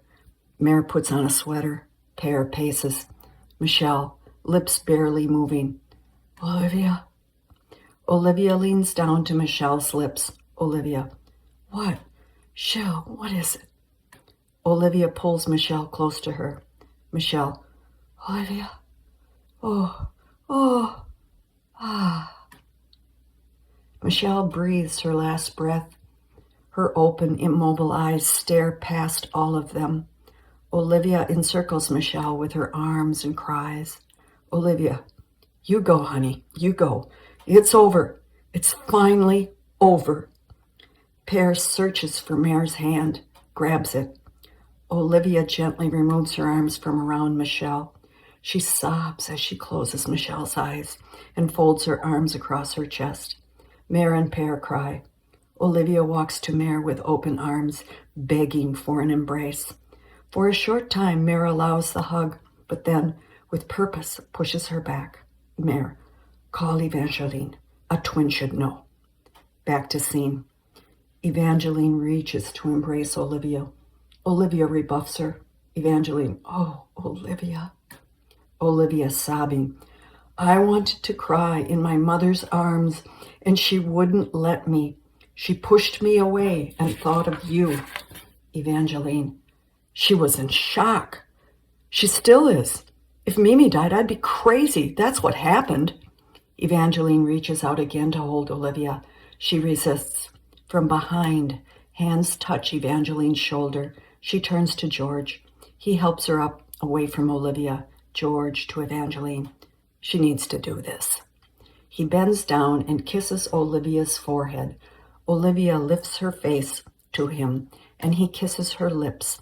He pats her knee, then leads Evangeline from the room. George shuts the door. Evangeline, she can't hold this against Mare. George, she won't. If there's one thing Olivia knows, it's about being a mother. She took care of you two girls a long time, and she just didn't plan on stopping. George ushers her back through the kitchen to the gathering. Evangeline, I forgot the buns. George, I'll get them. Evangeline enters the interior front bakery continuous. Into the maze of people, she picks up the knife and cuts the cake. Mare socializes. Pear sits alone, staring at nothing. End flashback. Interior office late night. The blue computer screen reads, "Update completed." Evangeline sits across from Cleo. The light from the screen reflects off the window and bathes Cleo in a blue hue.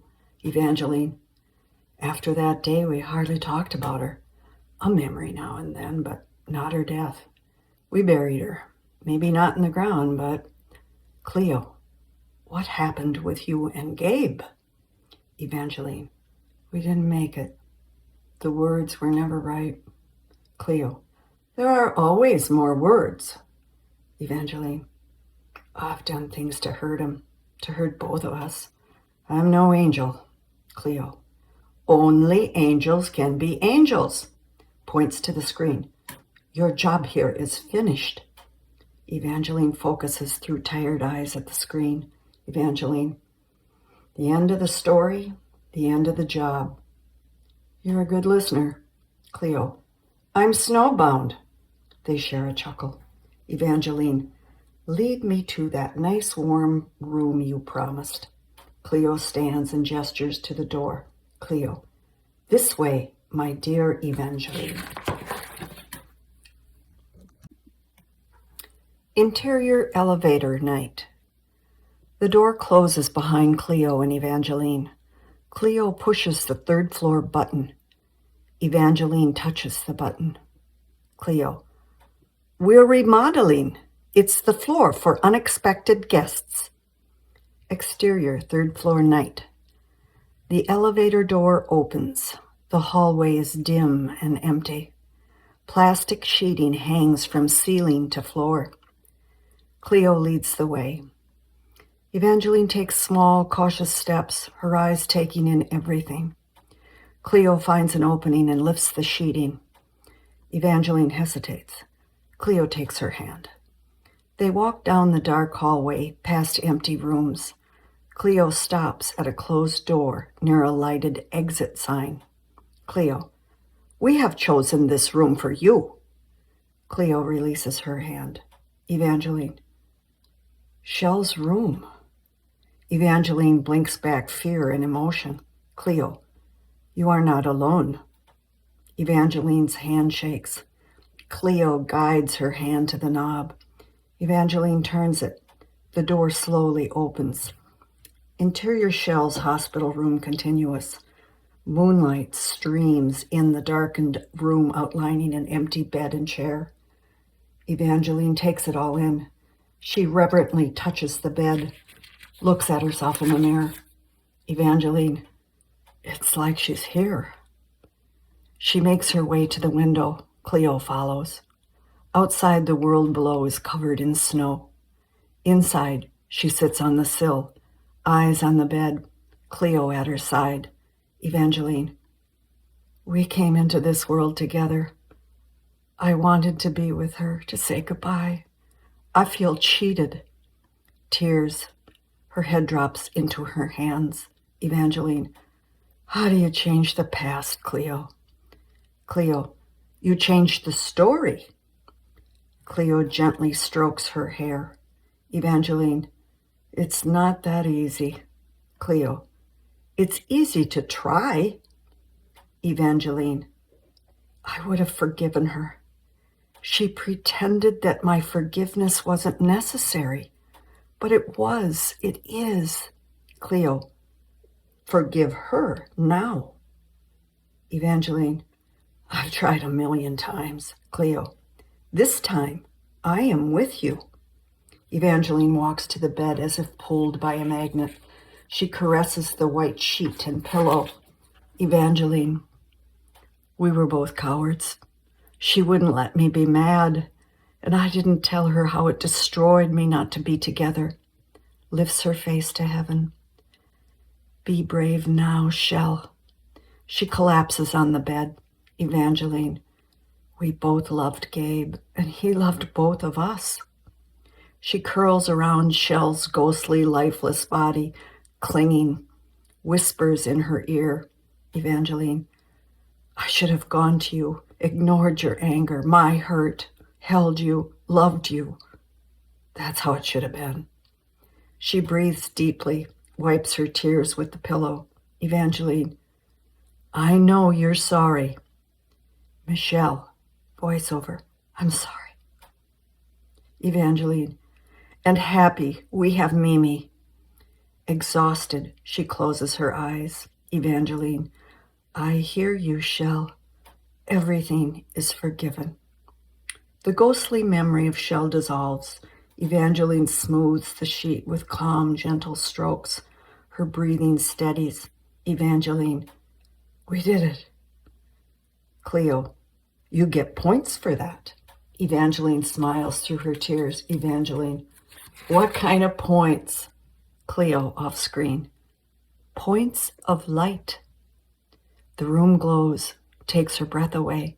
She sits up in amazement. Evangeline, Cleo, who are you? She visually searches the empty room. It's empty. Her eyes rest on the closed door. The window fills with moonlight. She lays her head down. Her eyelids drift shut. Almost asleep, Evangeline smiles. Evangeline, Nightshell. Dissolved to morning. Blinding sunlight fills the room. Evangeline's eyes spring open. She looks to the window. She gets up and opens it. She inhales the crisp air, looks at her watch. Her reflection in the mirror catches her attention. Evangeline, piece of cake. She turns to the window filled with sunlight, closes it. She returns her gaze to the mirror. The reflection is that of a young, beautiful Michelle. She gasps. Evangeline, Shell. Michelle, voiceover, don't let go. She stares at the reflection. It changes to her own face. She touches the mirror. Evangeline, oh, Shell, you let go of me. She looks around the room one last time, checks the mirror, sees herself, leaves. The empty room blooms with sunlight. Interior hospital front desk day. Evangeline, wearing her coat and carrying her purse, approaches a busy receptionist. Evangeline, I need a cab to the airport. Receptionist pointing, the main door. Evangeline hands her a sealed envelope. Cleo, is written on the outside. Evangeline, I have a note for a volunteer. The receptionist takes the envelope, notes the name. Receptionist, don't know a Cleo. Got a last name? Evangeline shakes her head. Receptionist, I'll give it to the coordinator. Evangeline, thanks. Evangeline walks to a decorated Christmas tree. Next to it hangs Michelle's painting of two little girls holding hands in a garden. She admires it, smiles, sighs, heads for the door. Abruptly, she stops and turns back to the tree. She focuses on the angel at the top. Around the angel's neck hangs Cleo's gaudy star. She stares in bewilderment. Receptionist calling, did you forget something? Evangeline turns to her. Evangeline, yes. Happy holidays. With a lightness in her step, she walks out. Exterior hospital continuous. Glittering mounds of deep new snow edge the mammoth building. Evangeline approaches a waiting cab parked in the plowed driveway. She stops short and scans the endless brick. Her eyes rest on a liquor store across the street. A sign flashes, on and off sale. Interior apartment kitchen night. Evangeline opens the door into an empty, clean kitchen. Christmas music plays in the living room. She sets her purse on the counter along with a bottle of whiskey in a brown bag, a bow around the neck. On the table, a small piece of cake is wrapped in plastic. Mare enters with a coffee cup. Mare, we were worried. Mare sets the cup down and embraces her. Evangeline, I'm fine, just late. Mare calling, Mimi, your mother is here. To Evangeline, you were missed. Mimi charges from the living room, jumps into Evangeline's arms. Mimi, Mommy, I got a bike. Evangeline, I know. Mimi, Daddy was here and put it together for me. It's pink. Mimi drags her into the interior living room continuous. Pear, in a recliner, lifts his chin and grunts. Evangeline kisses him, then covers his legs with a blanket. Mimi jumps on her bike with training wheels. Two of Olivia's sons play a board game on the floor. George watches TV. Pregnant Jeanette lies on the couch. Olivia rubs her feet. Evangeline, Jeanette, you work today. Jeanette nods. Mimi runs up to Evangeline, holding an angel snow globe. Mimi, look what Mare and Pear gave me. You wind it up and it plays a song. Do it, Mommy. Evangeline winds the globe. Olivia joins her. Olivia, you missed all the fun. The song Hark the Herald Angels Sing plays. Mimi takes it and runs to show the family. Evangeline watches Mimi play. Evangeline, how's Gabe? Olivia, you're such a fool. The man loves you. Evangeline, I brought you a present. Interior kitchen continuous. Olivia unties the ribbon from the brown bag and pulls out a bottle of George Dickel sour mash whiskey. Olivia, is this supposed to be a joke? Evangeline, no. Olivia holds the bottle, pondering. Olivia, how was Rochester? Evangeline, I saw Shell. Olivia, saw her. What does that mean? Evangeline, she spoke to me. Olivia, it's all in your head. George enters and gives Evangeline a hug. George, Evie, you look exhausted. Go home and go to bed.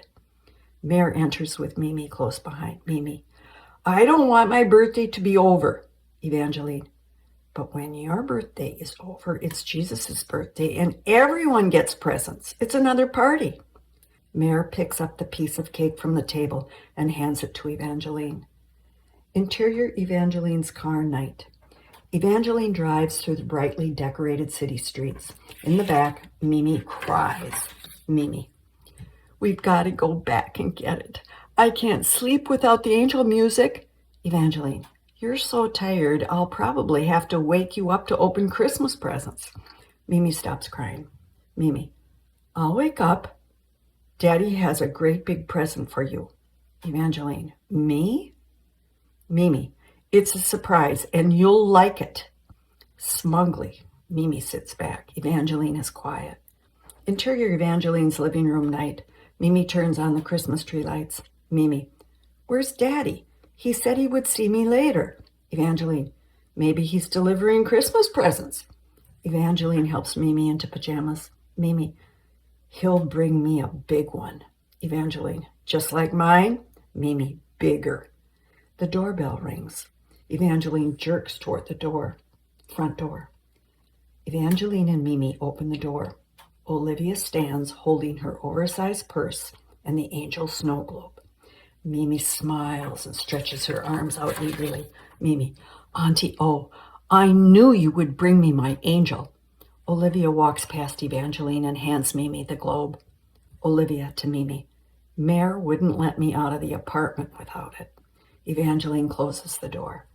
Interior Mimi's bedroom, continuous. Evangeline tucks Mimi under the covers. Olivia winds up the music globe. Evangeline, not a peep. Mimi locks her mouth with a pretend key. Evangeline, a big day tomorrow, no getting up. Evangeline kisses her. Mimi, good night, Mommy. Evangeline, good night, Mimi. The music plays. The women retreat out the door, hallway. Evangeline shuts the door. Olivia, is she down for good? Evangeline confidently nods. Mimi off screen. Good night, Auntie O. Olivia opens the door and peeks her head in. Olivia, go to sleep. Interior kitchen, continuous. Olivia and Evangeline sit at the table. The piece of birthday cake next to 2 shot glasses. Olivia pours the whiskey. She pushes one glass to Evangeline, then raises her own. Olivia, to Shell. May she rest in peace. They drink. Olivia grimaces as she swallows the whiskey. Evangeline, happy birthday, Olivia. Olivia, thanks.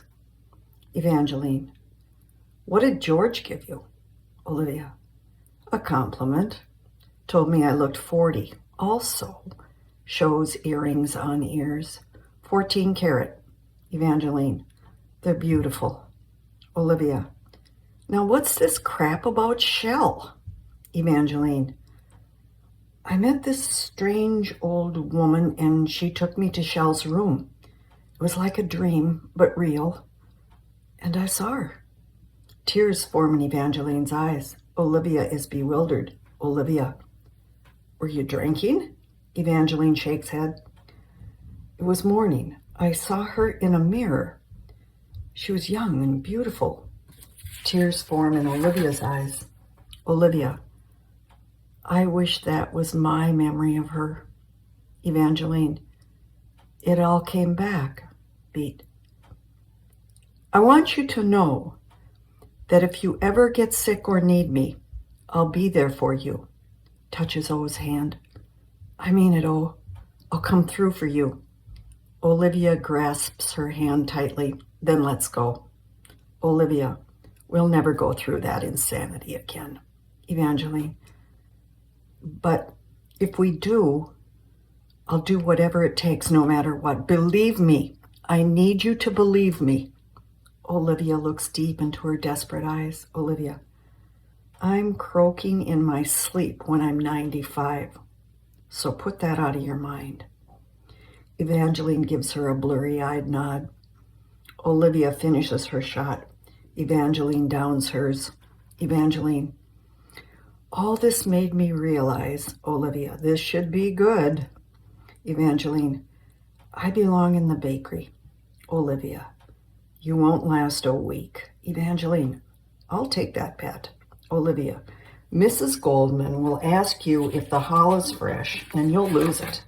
Evangeline, I'll install new bookkeeping software, reorganize the ordering procedure. Mayor doesn't need to do all that. And Gabe can help with Olivia.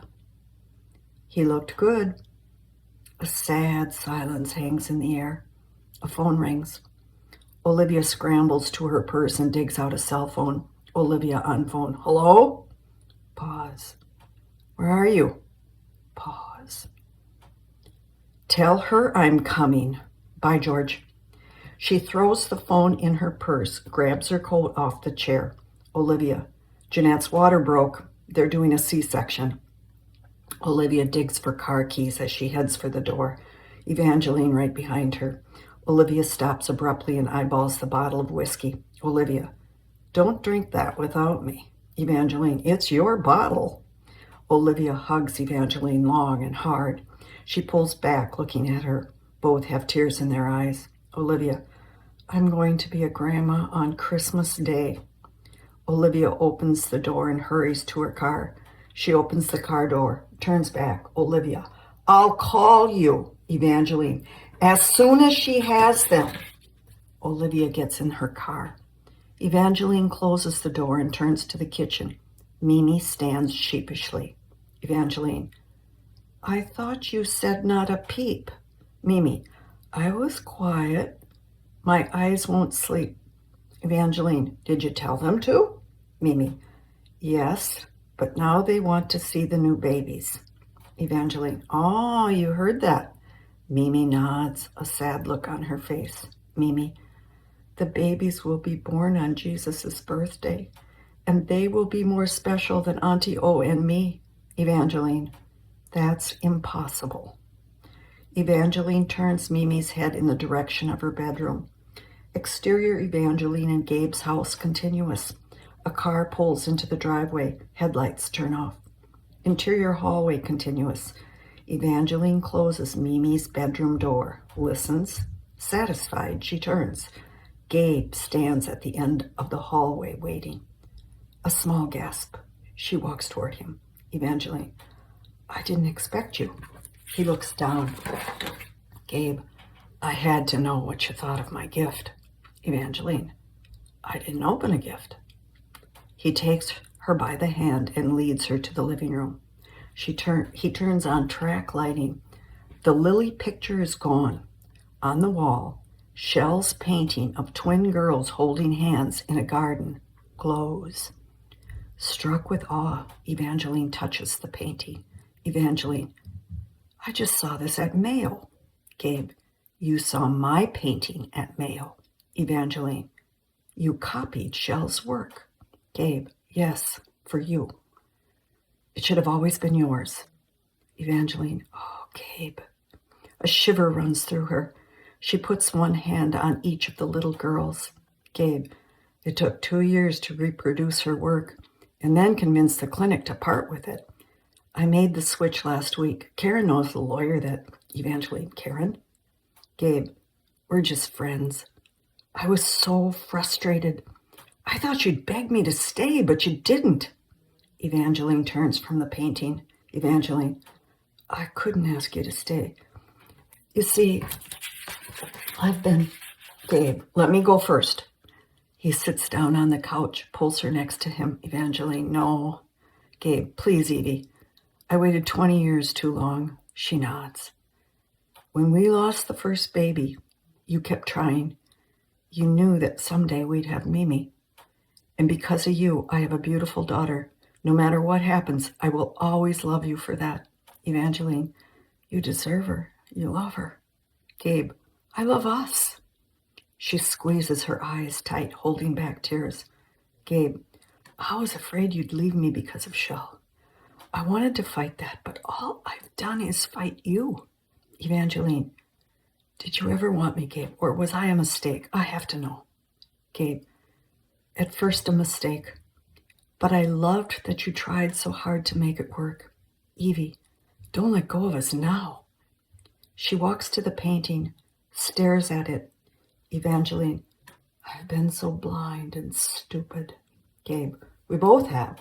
She puts her hands on the two little girls. Michelle. Voiceover. Don't let go. Evangeline. You never let Shell down. I did. She never betrayed you. I have. Gabe. Betrayed me? She turns to him. Evangeline. Tom and I, we've been together. He gulps, digesting her bomb. Gabe. He called this morning. Evangeline. To end it. Gabe. Oh, Evie. You can't want him. Evangeline. I wanted pity, lost and hurt. Her head falls with shame. Evangeline, I failed at loving you. He makes his way to her. Evangeline, you deserve better than me. He puts his finger to her lips and silences her. Gabe, I deserve a wonderful Christmas with my family. His hand caresses her face. She surrenders, puts her cheek on his palm and nods. He kisses her as if it's their first time, soft and tender. Gabe whispers in her ear, Shell named the painting. Evangeline turns to the painting. Her hand covers her mouth. Gabe takes the painting off the wall, revealing the back of the canvas to her. Written in Michelle's handwriting is the title, Forever, Hand in Hand. Gabe, her last words to you. Evangeline reaches out and touches the words on the canvas. She looks up to his face. He's looking down the hall. Hesitantly, Mimi waits by her bedroom. Mimi, I heard Daddy and I have to hug him. Gabe stretches out his arms to Mimi. She runs down the hall and jumps into his arms. Mimi, did you see the babies? Gabe, babies? Evangeline to Gabe, Jeanette's at the hospital. Gabe waltzes Mimi to the couch and sits down. Mimi to Gabe, they're twins, just like Mommy and Auntie Shell. Evangeline points to the painting. Evangeline, Mimi, look. Aunt Shell painted this for me before she died. Weren't we cute? Mimi gets up from the couch and walks up to the painting. Her eyes scan the picture. Mimi, I hope my present is this big. Evangeline, there won't be any presents unless you go to sleep. Mimi sadly turns to her room. She stops. Mimi, one story. Just one. Evangeline, one. Mimi runs back to Evangeline. She pulls her by her hand to the couch, pushing her to sit next to Gabe. Mimi, tell the one about when you threw up in the back seat of Pear's car. Evangeline, not that one. Mimi, tell about when you first saw Daddy. Gabe, that's a good story. Mimi nestles between them. Evangeline takes a deep breath. Evangeline, I went to Auntie Shell's art show at the university, and she was so popular and talented. People gathered to see her paintings, and there was one boy, the cutest one, who asked to take us dancing. I said yes right away. And Aunt Shell said, Evie, he's perfect for you. Mimi, that was Daddy, wasn't it? Evangeline, yes, your Daddy. Gabe to Mimi, she's the best dance partner I've ever had. Gabe reaches over to Evangeline, finding her hand. She smiles back at him. Mimi gets up from the couch and grabs both their hands. Mimi, come on, we gotta go to bed. They walk down the hall hand in hand to the bedrooms. Mimi, do you think that Uncle George will give me a drumstick now that I'm 5? Interior bakery day.